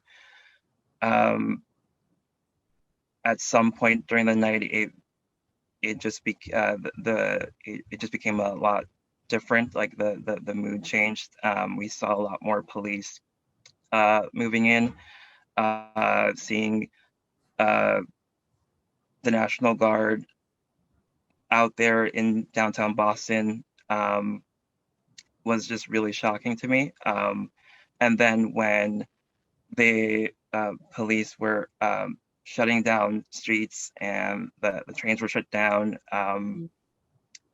it was really it was really I think scary for me, because I wasn't sure. All I could think about was trying to get home, and I wasn't sure how that was going to happen. Thankfully, I did. And I think that experience just demonstrates why these protests are so necessary. Thank you for sharing that. I know it's difficult to sort of relive those moments. They were really, you see them on the news and you saw everything sort of happening on social media, but to be there in person is a very different story, and it definitely brings up a lot of emotions. So thank you very much for sharing that with us. 6 months in, how do you think things have changed in Boston or even in the US, or continue to change from a university student perspective? Yes, I think that what I've seen, especially in the news and in social media, more larger companies taking a clear stand against racism and in support of Black Lives Matter. The mayor of Boston declared racism a public health crisis, which is huge given the history of Boston. I know that on campus, many people have been doing a lot more work in regards to raising awareness. For example, at UMass, we held our first annual Black Lives Matter Day, where they had a series of virtual events centered on generating awareness of systemic anti-Black racism and injustice, and promoting positive change and things that people can do to move things forward. Yeah. Kota, 6 months later, have you noticed any changes with conversations you've been having? Anything like that? Yeah, definitely. I see that now that people know that the problem there is, I mean, like that the BLM kind of what did to Japanese society was, there's a problem again, like there's a like racial issues in the US, not just in Japan. People like me, like, before going to the US, I was like, no, like we learned slavery, and we learned Martin Luther King in 60s. Civil rights movement, but like I felt like it was past, like if we had a Barack Obama, and I was like, it's not right now, we don't have any problem like that, but like actually no, there's still problem going on, and the people made me aware that the problem, and we started talking about it, but yet still, like, Japanese population are really homogenous. I mean, like it's like 98, like over 98% of Japanese. Still, like it's not our problem. Still, I can feel that, like it's like what's happening, it's like still in the US. So again, like Nike ad did was significant, because the BLM, it's like the US problem, not ours, but like Nike pointed out, hey, like you guys have the racial issues again. So like yeah, then like we started the conversation. So yeah, that's basically what I'm seeing. Yeah. Thank you for sharing. That actually segues very nicely into my next question, which is, how do you all see Black Lives Matter, both as a movement and the words, reshaping the conversations on discrimination in the US and Japan? We've seen them active in both countries, both the organization and people associated with the organization, but we wonder if you all could share with us how you've seen, people your age maybe talking about this more, or things like that. Okay. Yeah. As I just said, the BLM movement changed the narrative in Japan, definitely. The one thing, like Naomi Osaka spoke up about the issue, you know, she was wearing 7 masks with 7 names and during her 7 matches. And because of that, I actually saw a TV news that there was a reporter and she was talking about, hey, like Naomi Osaka doing this and what that means, you know, who are they, you know, the name on the mask. And like, she started talking about it, like how, what happened to them and like, how did it happen like that? So it was really great, even though the BLM movement was was going on like in June, July, but like because Naomi Osaka spoke up, you know, in September, I guess I remember, and then like really the news started talking about it, and then we started talking about it. So definitely, and then you know the Naomi Osaka is our generation. She's not like, you know, in her 40s or 50s. No, like she's like our generation. Younger people have the same problem. So like, yeah, again, as you asked, my generation started talking about it, and it was a really big thing, I guess. Yeah. Felix, what about you? Yeah, I think it's somewhat of a similar experience to Kota. I would say that this is a difficult question because you know, I mean, I don't see myself as a spokesperson for Black Lives Matter. It's not a movement that just started this year. It's been around for several years now, and even before that, there was always different organizations and groups that were trying to address the same issues. It's been going on for decades, if not centuries, in this country. With that being said, I think that the Black Lives Matter movement has brought more attention to not just police brutality, but also systemic racism. And I think that what we're seeing now is people are more open to that. There has been a shift in narrative. People are more acknowledging that the existence of systemic racism, of inequality, of privileges, and we're seeing people having more discussions about the impact that is happening on marginalized groups. But there's still a long way to go, I think.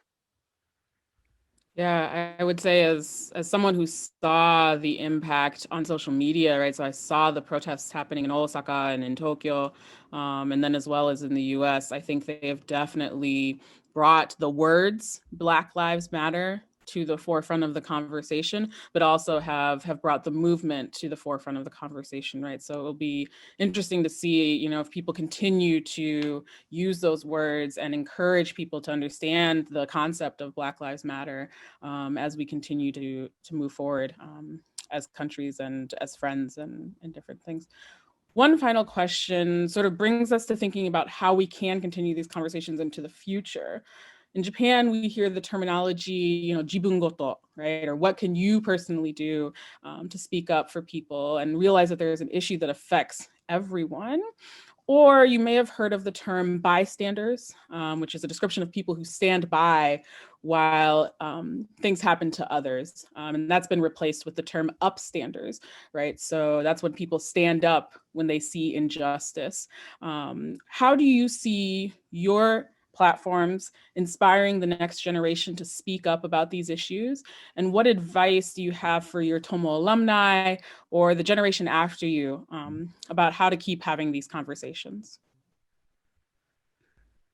Yeah, definitely. I will use social media as my platform, and you know they can speak up, and then use that. Also, after the pandemic, I'll definitely join the protest and like you know just show my support for the community and you know for the movement. I'll definitely do that. And then again, like if I'm invited to you know this such event and you know like this event, I'll definitely join and speak up and share my thoughts. And then also listen to others. I want to do that. I have to educate myself still. I'm still learning. So like I want to do that, and definitely I'll join lots of events like this. So for the advice for the next generation, I would say, they've been growing up with social media and technology. They know much better about IT and technology than us, and they know how to use it. They know the power, the influence of that. So definitely for the advice for the next generation, you should definitely use that at your and also especially for just Tomodachi alumni. You've got this amazing people, the amazing community, people you can trust, people, who support you no matter what, you can always count on this community, and it's a safe place. So it's really, you are very lucky, actually. I'm lucky. I have about this community. I'm really happy about to have this community. But so you have this, so like you should definitely use that. There's so many people out there who wants to help you. So like you should definitely talk to them, reach out to them, and yeah, I'm sure they're happy to help you. So definitely use that.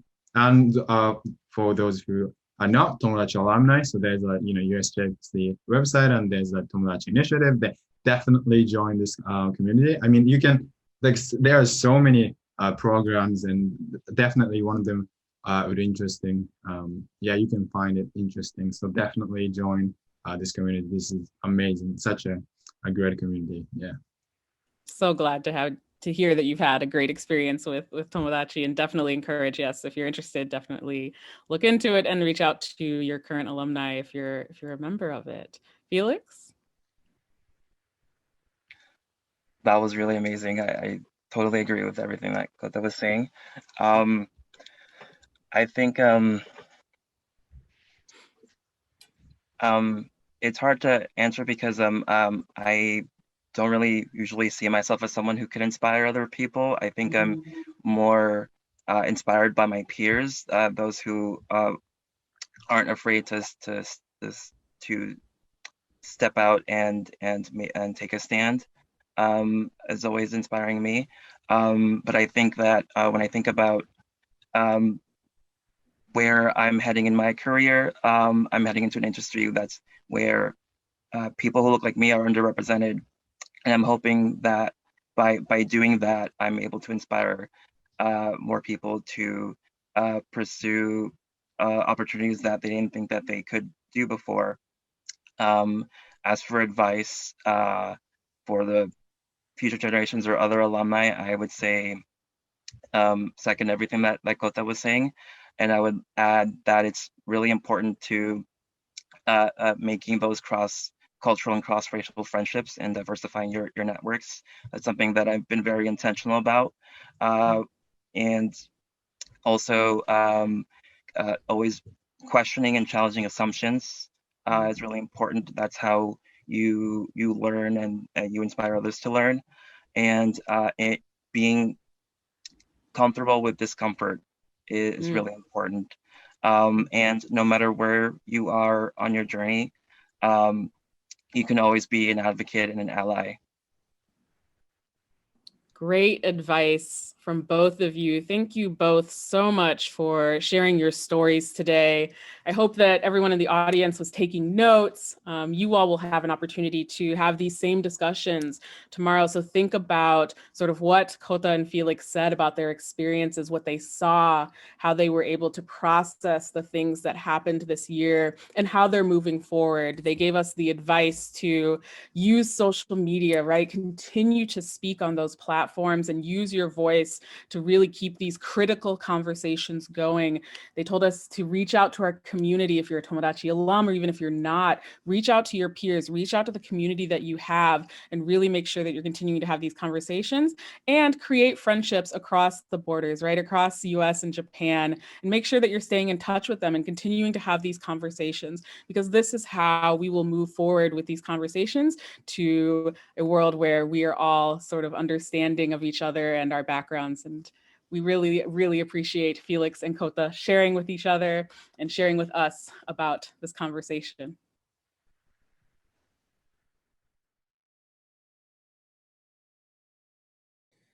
Thank you once again to Ella, Koto, and Felix for having such a wonderful and imperative discussion on BLM as it pertains to activism and the continued importance of involvement through civic engagement, especially in Japan.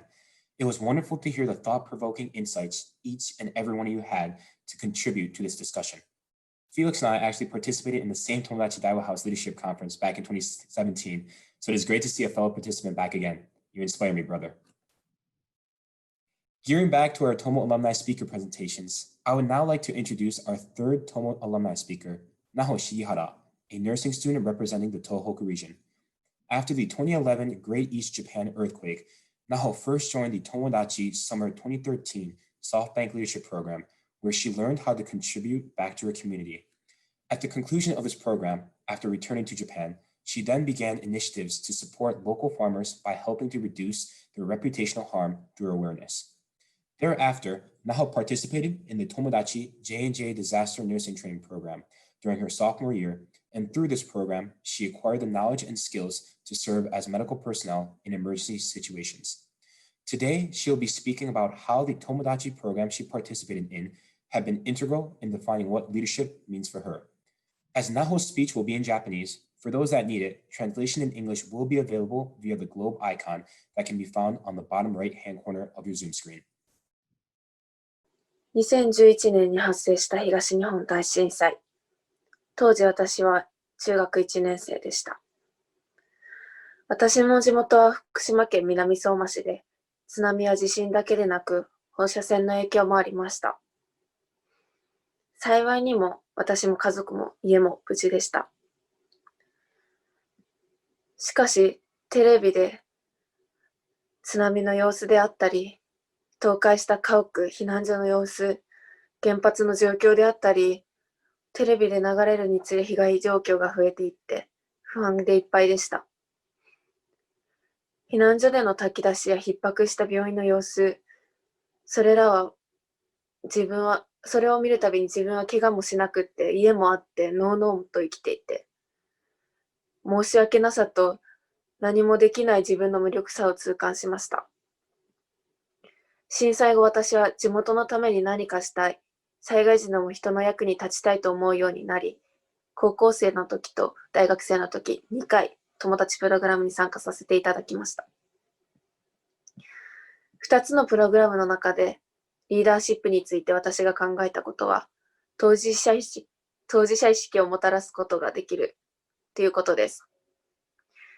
両プログラムでは研修を終えた後に自分のコミュニティに戻って地域貢献活動や災害看護に関して活動するということが求められました。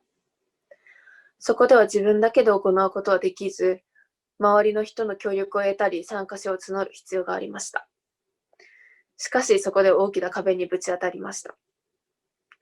先ほどお伝えしたように私は震災を経験しているので、そういった災害に関して関心を持って被災した人たち、地元に対して何かをしなければいけないというふうに思っていましたが、学生だったら勉強、社会人だったら仕事、その他のことは後回しになってしまうと思います。また災害を経験したことのない人は災害に対して何の意識も持ってないし、関心も持っていないと思います。実際自分が参加者を探しているとき、100人以上に声をかけたのに参加してくれたのはたった5人でした。その時自分が行おうとしているもの、地域貢献活動であったり災害看護っていうものに対して彼らは意識を持っていないのではないかというふうに思いました。なかなかそういった関心、興味がないもののない人を参加させる、そういった経験から人々を巻き込んでいく上で当事者意識をもたらすことができるのがリーダーではないかなというふうに思うようになりました。私にとって震災はクライシスでした。今、皆さんも私も COVID-19 というクライシスに直面していると思います。この状況でリーダーシップを発揮していくということはなかなか実感はないかもしれませんが、感染拡大を防ぐという私たちの共通の目的を達成するには、一人一人が感染症や予防策、そういったものに関心、興味を持って、それを実行することが周りの人を巻き込んでいくリーダーシップの一つの形ではないかなと私は思います。一医療者としてそれが達成されれば、感染拡大を防ぎ、重症化を防ぎ、多くの人の命、生活を守ることにつながっていくのではないかなというふうに思います。私は友達プログラムを通して被災した時の自分の思いを消化させて自分の自信につなげることができました。またそれまでだったら考えられないほど多くの人々と出会い、インスパイアされて知見を広げることができました。その時の体験が今の私を、目標を、パッションを作ってくれたのではないかなというふうに思います。あと数ヶ月で震災から10年経ちます。もう10年、まだ10年。心の中に残るのか、いつまでも忘れ去られるのか、人によって感じ方は異なると思います。私は当事者意識を持つことの重要性を教えてくれた震災にこれからも関わっていきたいと思い、その影響が残る人々の生活、健康に関わっていきたいと考えています。そこで長期的に人々の生命、生活をサポートすることのできる保健師を目指すことに決めました。私は次世代リーダーの一人として、友達プログで培ったものを最大限に活用し、自分の目標達成のために邁進していきたいと思います。私のスピーチが皆さんの心に残るかどうかは分かりませんが、これを機に皆さんに考えていただきたいです。皆さんは自分が危機に瀕したとき、どのように対処しますか？どのようにリーダーシップを発揮していきますか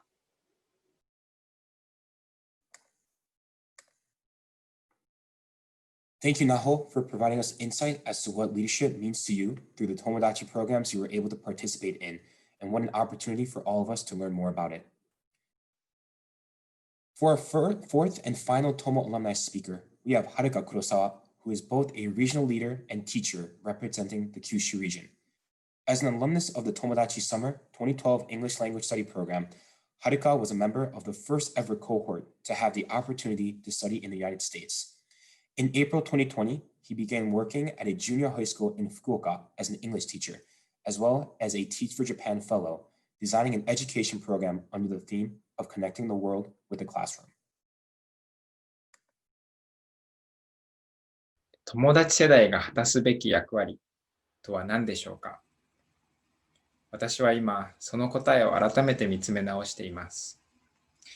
2012年7月、今から8年前、当時15歳だった私は、被災と復興をテーマに結束した第1期の友達世代とともに、人生で初めてアメリカの地を踏みました。閉鎖的な福島県の片田舎で育った私にとって、アメリカでの高校生活は何もかもが新鮮でした。お菓子を食べてもいい教室、世界中から集まった学生が英語で話す空間、そしてチャレンジすることの先に見えてくる新しい世界。これらは私の人生に大きな変化を与えてくれました。当時、友達世代の私が果たすべき役割、それは東日本大震災の記憶を世界と共有することにあり、私はその役割を果たすために全力を尽くしました。あれから8年以上が経過した今、私は東北地方を離れましたが、友達世代の一員として新しい土地で新しい役割を見出しています。2020年、私は九州地域の教育に携わるため、福岡県の公立学校に着任しました。学校の人以外、誰も知らない新しい地域でチャレンジをするために、切磋琢磨し合える新しいコミュニティを探していたとき、浮かんできたのは各地域で活躍する友達世代の姿でした。当時、友達ではアラムナイ向けのプログラム、ライズプログラムの参加者を募集していました。新しい地域のアラムナイの仲間を得て、地域の課題に取り組むために、私は地域リーダーになることを決意し、応募しました。そそして今年の3月から友達アラムナイ九州地域のリーダーを務めています。九州の友達世代からは、九州地域の教育を一緒により良くしたい。コロナの時代だからこそつながりを大切にしたい。との言葉をもらい、今ではスラックで作ったオンラインコミュニティに50人以上が集まり、プロジェクトを動かしています。九州とは全くご縁のなかった自分に、こうして力を貸してくれる仲間の存在に、私は今までに味わったことのないエネルギーを感じます。まさにそれが友達世代のパワーなのだと思います。ここでもう一度皆さんに問います。皆さんは友達世代の果たすべき役割とは何だと思いますか？私は今、その答えが少し見えてきたと思っています。私は九州地域の友達アラムナイリーダーとして、そして先生として、教室と世界をつなげるというビジョンを掲げています。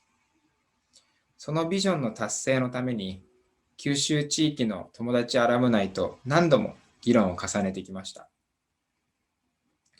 8月には友達を通して在福岡米国領事館のご支援もいただき、私の教室で学ぶ生徒とユキ・近藤社広報担当領事との交流会を開催しました。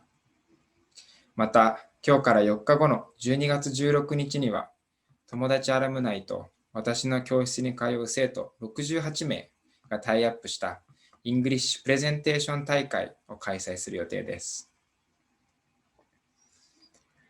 九州でこうした友達のパワーが動き始める前、とある生徒に私はこう問われました。自分は将来日本を出るイメージもないし、先生、ここにいて英語は絶対使わないでしょ。その時私は衝撃を受けました。それはその生徒の姿が友達世代と出会う前の自分の姿に重なって映し出されたからです。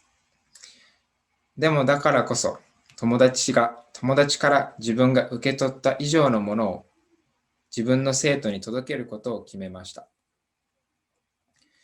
友達のイベントを通してパワーを得た私が生徒に起こした変化の波は着実に広がっています。生徒からは世界に出てみたい、英語のスピーチコンテストにチャレンジすることに決めたという声がすでに聞こえてきます。米日カウンシル、在福岡米国領事館、そして友達世代の皆さん、教室と世界がつながり、日本や世界の将来を担う生徒にこうした人生の変化を与えてくれたことに本当に感謝したいと思います。実は私は2週間前に第一子の女の子が誕生しました。父親となり、改めて次世代へ自分が果たすべき役割の大切さを身をもって感じています。最後にもう一度問います。友達世代の私が果たすべき役割とは何なのでしょうか。その答えは、地域という壁を越えて友達世代の架け橋となり、リシーバーからギバーになることだと思います。ご清聴ありがとうございました。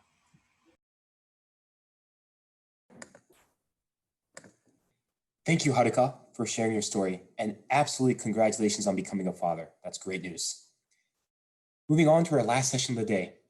At this time, we want to apologize for running a bit over time, but hope you'll join us to listen to this next panel on leadership lessons learned from 2020, this year of change. I would like to now introduce 3 astounding speakers on this panel. Jennifer is the manager of the Student Relations team at the Tokyo headquarters of the Ashinaga Foundation, one of the largest nonprofits in Japan, which provides educational support to domestic and international students who have lost one or both parents. She works primarily with university students from sub-Saharan African countries studying in Japan under the Ashinaga Africa Initiative. Ellen Kamei is a multilingual, multi-ethnic, Silicon Valley native. Her mother is Chinese and Puerto Rican American from New York City, and her father is Sansei, born at Heart Mountain Internment Camp in Wyoming. Ellen has professional experience in local, state, and federal government, as well as political campaigns and politics. Currently, she is an external and legislative affairs manager for AT&T in Northern California and is the vice mayor of the city of Mountain View, California. Sakura Yagi is the chief operating officer of TIC Restaurant Group based in New York City. Pre-COVID-19, her restaurant group, started by her father, Bon Yagi, served 12 different types of Japanese cuisine at 16 independent locations. In March of this year, during the height of the first wave of COVID-19 that devastated her hometown of New York City, Sakura isolated herself from her daughter and family for 7 weeks in order to fundraise for and deliver 1,640 Japanese curries to first responders and other healthcare workers in various hospitals throughout the city. Simultaneously, she restructured the portfolio of the restaurants in the group mainly by strengthening the online presence of some restaurants while shuttering 6 others. In the same crazy year of 2020, Sakura was named one of Easter New Guards of New York City Dining, as well as one of Wine's Enthusiasts 40 Under 40.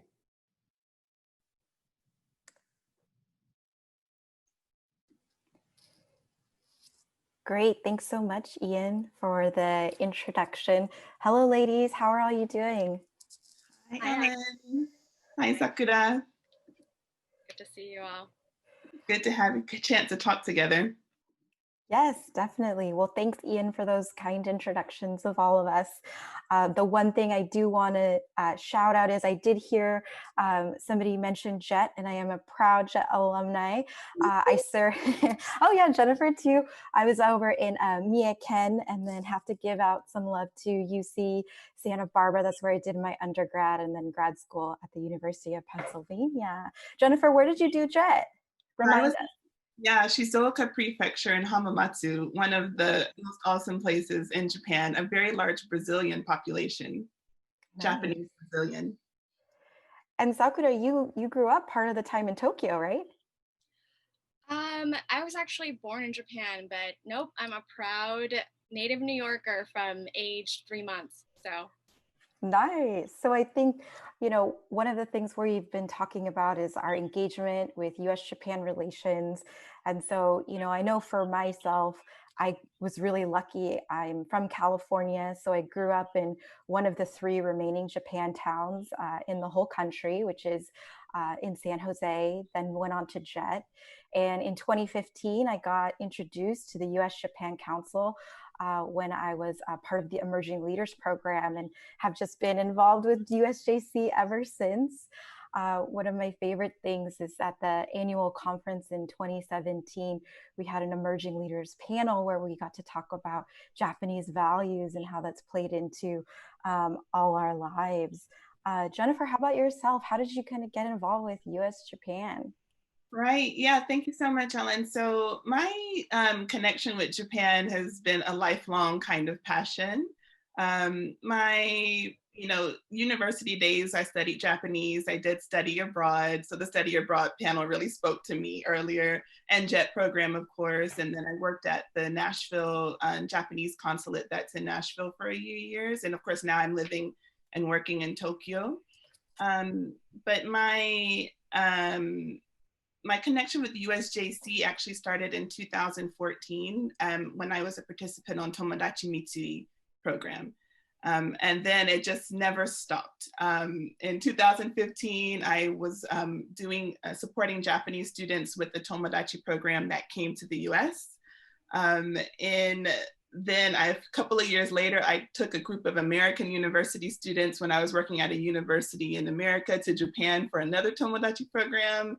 And then, various alumni activities. Most recently, the Critical Conversation series. I've been a facilitator for that, and it's been amazing. So yeah, that's been my kind of US Japan, USJC journey. But what about Sakura? What about you? Yeah, so I think I was introduced to USJC in 2015 when Ellen was ELP. And I was so inspired going to Japan with all these amazing Japanese Americans from all over. And I really wanted to be an ELP myself. So I applied and I was chosen to be ELP of 2016 for Silicon Valley. And so ever since then, like Ellen and like you, Jennifer, I've been very involved with the USJC family, especially with the ELP family.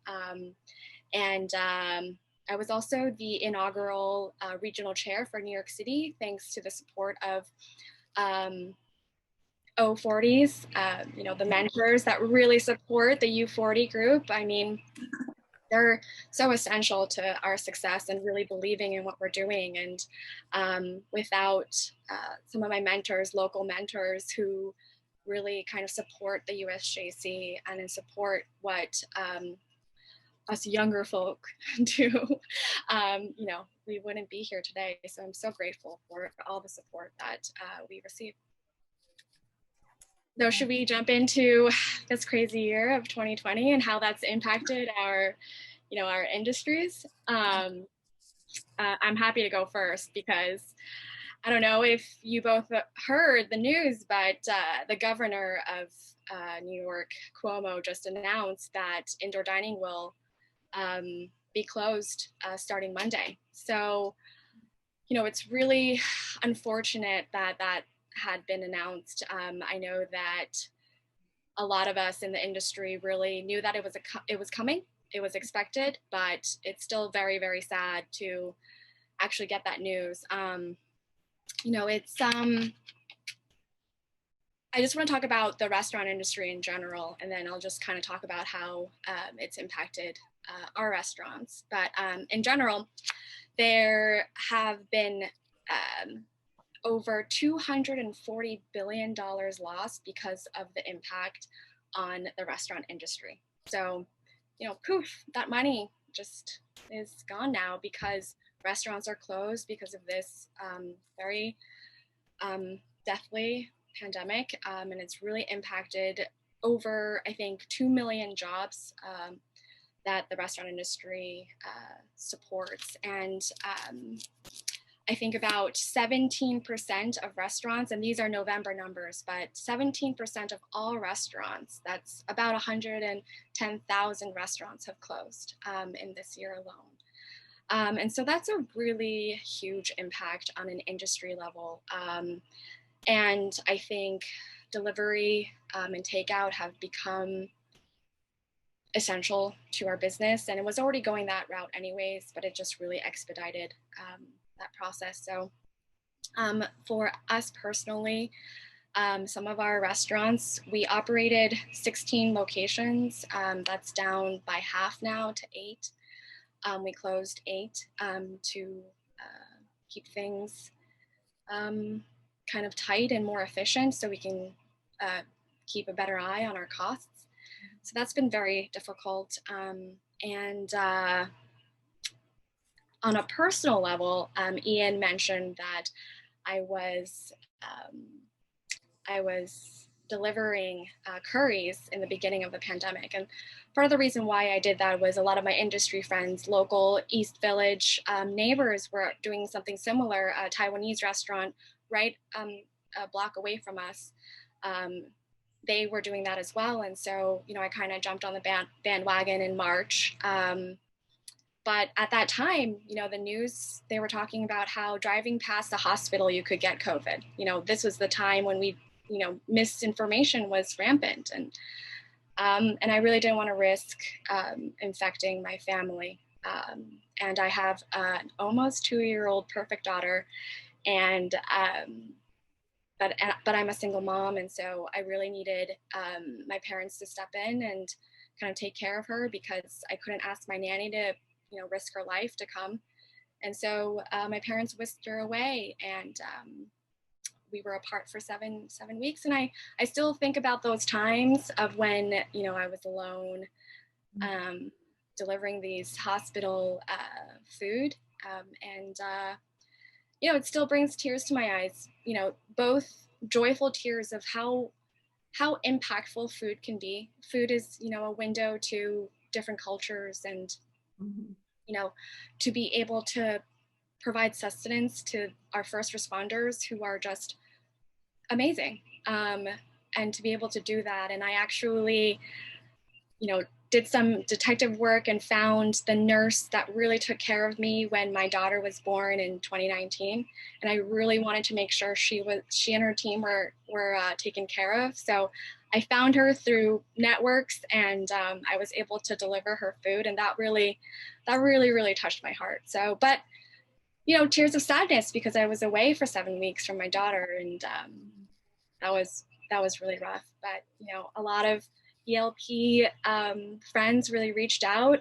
So many fellow moms, Naomi Funahashi, you know, Liana Krushi, and Stacy Uchida Brown, and you know, just everyone just kind of reached out to me and you know, kept me going. And you know, non-moms too, like Danielle, I think, messaged me like every day. And that's the power of, you know, USJC and the Tomodachi network, and it really is such a strong network. So yeah, that's been 2020, and now I'm pivoting for the 4th time since we're going to close indoor dining, and you know, you just gotta keep going.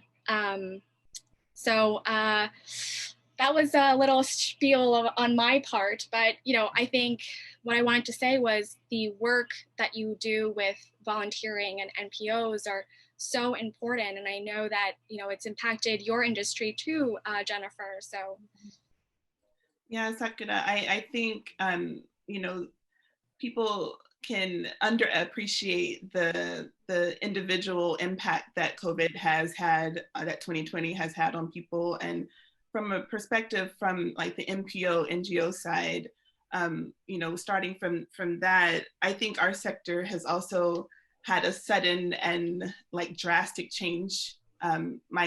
My foundation itself had a sudden, you know, change in work environment where we suddenly are working from home, doing remote work for months. And I think it's easy to not understand how important that is to be able to do in Japan. Japan's, you know, as you might have heard, sometimes doesn't do so well with this kind of remote technical type of work. A lot of it has to be in person and in you know, at the moment. And so I think, especially for a Japanese organization in Japan, that shift, that sudden shift, you know, forced shift to doing remote work has been quite impactful.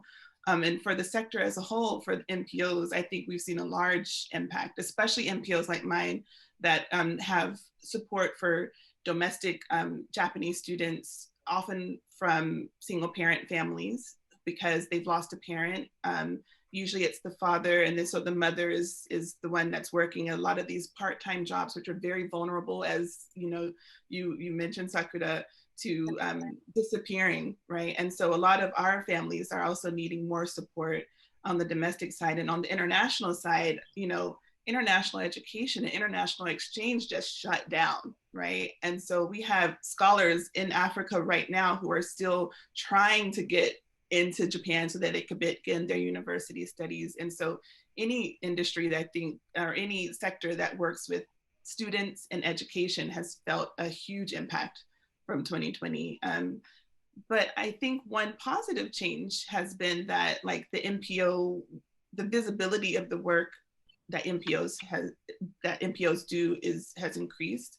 And that has helped with people wanting to support, right? And then in Japan, again, another big impact has been that means that a lot of stuff has gone online. So online donations have increased because the capacity has also increased, which would not have happened previously, I think. And so this is really huge for Japan. And, you know, as you said, also Sakura, it always overlaps. Like your life is not just, you know, one thing, it's always overlapping. And so for me personally, I think 2020 has been a chance for me to realize that the work that I do in the NPO sector matters, and that I feel that even more, especially with this year of social change and social justice. I mean, the alumni earlier talking about how 2020 has impacted them as young leaders, and because of the social justice aspect of it, that also impacts us as well, I think, in our work. And so it's been quite good for that, but it's also a little draining, I have to say, after a whole year. And it's still going on, but I think that hasn't. I think that's the same for anybody in any sector, in any industry. But what about the government sector, Ellen? I imagine that it's been a lot of impact there as well. Well, it's so funny because when I think about how 2020 started, in January, which feels like a million years ago, I was sworn in as vice mayor, and the mayor is actually Japanese American. So we're like one of the only kind of Japanese American mayor, vice mayor duos. There was lots of energy. We were so excited, both females of color. And then March happened. And government, unfortunately, has a reputation of not moving very quickly. But I'm really proud, at least of our city of Mountain View in California, where 1 week later, we were able to declare a local emergency. What's really important about declaring a local emergency is that means you have more access to funding. Mm-hmm. And so I think both of you have brought up how difficult it's been to kind of pivot finances for both the nonprofit sector and the business sector. And so what we tried to do was create 2 online portals. One of them was directly for our small business community, and the other was actually for rent relief. Because what we knew would be so important is we didn't want people to have to worry about having to pay for housing in a time when things are so uncertain, right? So we were able to do that. And what I think is really critical is, there was some government opportunities for loans. Sometimes you can do loan forgiveness, but I'm sure, Sakura, loans are really difficult if you have to repay them. And so what we've also pivoted to is grant opportunities, and how grants will actually encourage people to apply for them. Because sometimes people are so busy, they're so exhausted, as you were mentioning, Jennifer, they don't have the time to apply. But for grant opportunities, they felt like they were able to kind of move forward. We also were able to quickly close down our main street. And so when we're talking about takeout only, California, actually, as of Monday, we're back to takeout only. We had to closed down. We had a beautiful outdoor dining that we were able to start in June called Summer Street Eats with EATS. And so we were able to really encourage people to, wear their mask, socially distance, but also support, businesses. And actually we have quite a few nonprofits on our main street. So that's had to close down. But really, we actually also created a resiliency roundtable that included our NPO, our faith community, leaders in businesses. And each month we talk about kind of what's going on and how we can be most helpful, all while trying to tackle social justice issues, as we were just hearing about on the last panel. Right. And so over the last 6 months, I've been leading an ad hoc subcommittee on race, equity, and inclusion for our city. And we'll be moving forward with a public safety board. So it's been very busy, but I'm really proud that we've been able to prove government doesn't have to always move slow. We can be nimble, we can pivot, we can move forward. And I think that that's, really critical, because I think we all know, okay, 2020 is happening in a couple weeks, but things aren't totally changing. What do we feel like the lessons learned are? Sakura, do you have any kind of wisdom, lessons you've learned, or kind of things you recommend for people in the restaurant sector? Yeah, maybe not just the restaurant sector. It's so many different industries, but we're all talking about pivoting, being creative, and also the importance of your village, and really asking for help. I think that's something that is very, very difficult for many people, but especially people from Asian backgrounds, and especially women. And you know, just the pandemic has had such an impact on women, especially women who work and they have to take the back seat. So because of the pandemic, so really the importance of the relying on your village and creating a community. And I know USJC, you know, the tagline is, you know, people to people connections, but that really holds true. You know, you really have to make sure that those people to people connections, you know, whether that's personal or business, are strong and healthy. And so you can ask for help when you really need it. And that's something that I really, really learned. You know, what's hard is I think balancing. You know, Jennifer, you were saying like, oh, I'm exhausted. I hear you, and you know, I think the balance between trying to take care of yourself, self-care, but also needing to work very hard. I mean, it's not just the pandemic, not just 2020, but it's the, you know, push and pull kind of thing of like, when do you need to put on the gas and when do you need to put on the brake? That can be very difficult. And we talk about gaman all the time. So when do you gaman and when do you, you know, bulldoze through that pain?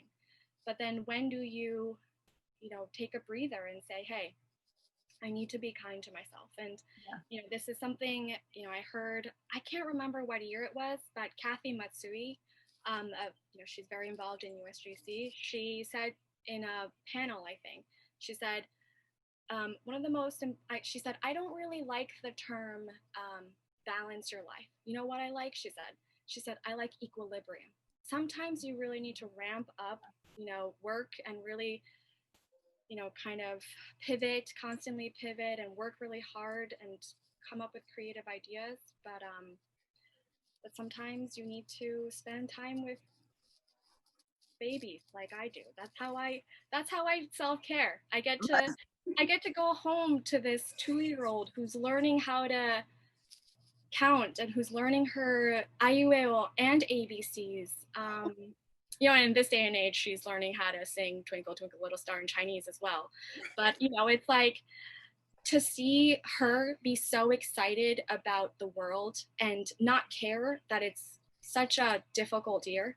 All she cares about is, you know, that she has a mom that's happy. And that's what I tried to do at the end of the day. You know, leave work at work and then try to, and that's difficult for people who have to constantly be, you know, remote working. So, you know, Jennifer, you know, your experience and my experience has many similarities, I'm sure. But, you know, that's one part of like, you know, something that I didn't experience. So maybe you could talk about what the things that you learned remote and not.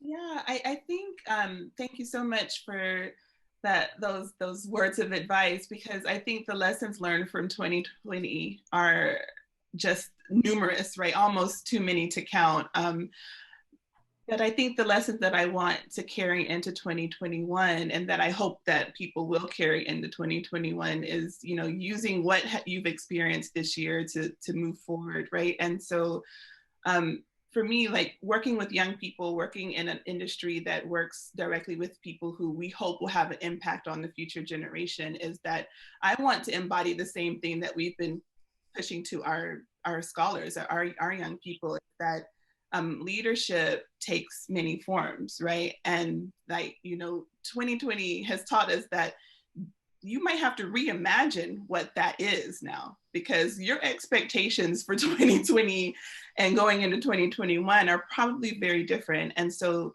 it's okay to define what being a leader means to you, right? And it takes different forms. So it's okay to shift your expectations a little bit and make it work for you. And in the NPO sector as well, I think it's important to learn that you have to adapt swiftly. You have to respond to needs swiftly, because the people that we're supporting are being really affected in so many ways. And so my recommendation for the NPO sector is to learn and to tell people about the work that you are doing and the work that you have to so people will know what you're doing, so that you can receive some support from other people who have the skills available.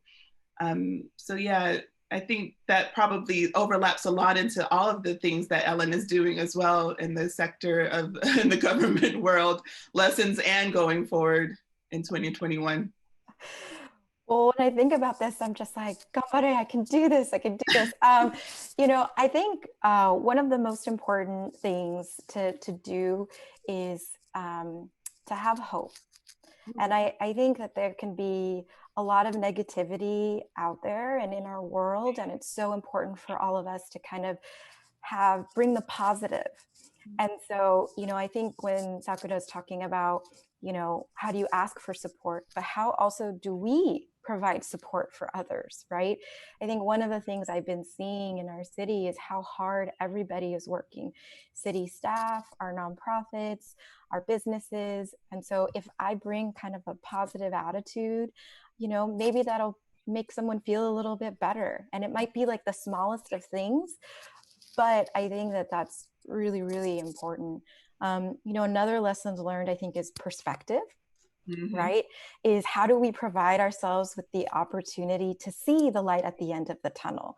Because sometimes it can feel so overwhelming that we are not allowing that opportunity. And so, you know, I think some days you're on Zoom for 8 hours. Some days you don't have to Zoom at all, which is a really exciting thing, right? And so to take those as small wins.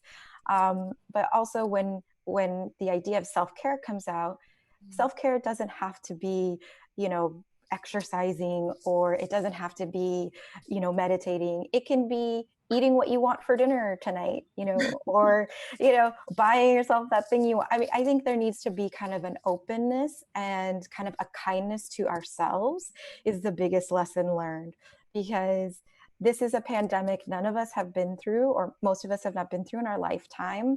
And so it's kind of reminding ourselves it's okay to feel that way sometimes, and the next day might be better. And I think in terms of government, you know, I would say I feel a lot of hope for January 21st, 2021, when we have a new administration.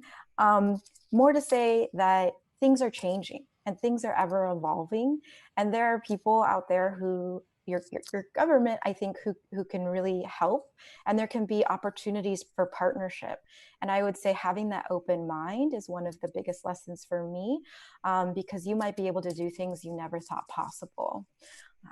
So I another message of hope. I really, you know, that's, you know, especially with your background, so festive, and it's really just bring home the point. Yeah, you know, at the end of the day, if you have breath in your lungs, you know, all we gotta do is just do the best that we can. And I love that you were saying, like, eat what you want. I totally agree with that. Like, I just finished off like a bag of chocolate chip cookies like last night. So, you know, I hear you, Ellen. I hear you, Ellen. Exactly.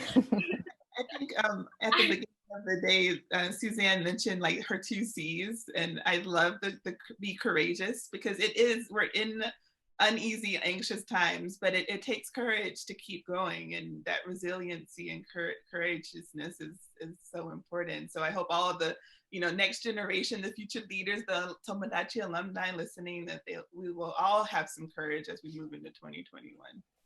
Yes, and I can't wait to host the Tomodachi students.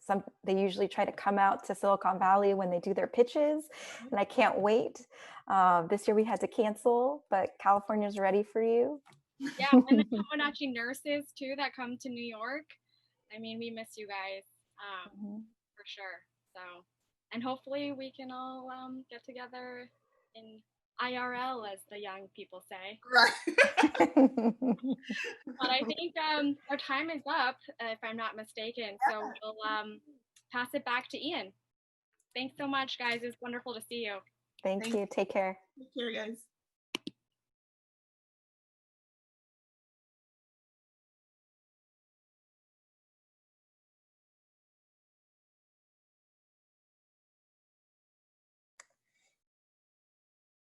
Thank you very much, Jennifer, Sakura, and Ellen, for speaking about your experiences and for joining us despite your busy schedules.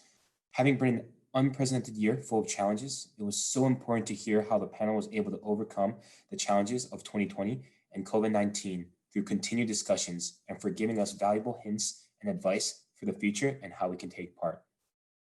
As we bring day one of our USJC Next Generation Summit to a close, I would like to now take the opportunity to thank every one of our presenters and those who organized the event, because without them, it would not have been such a wonderful success. I would also like to thank all the participants for taking the time out of your busy schedule to join us today as well. Please give yourselves and everyone a round of applause.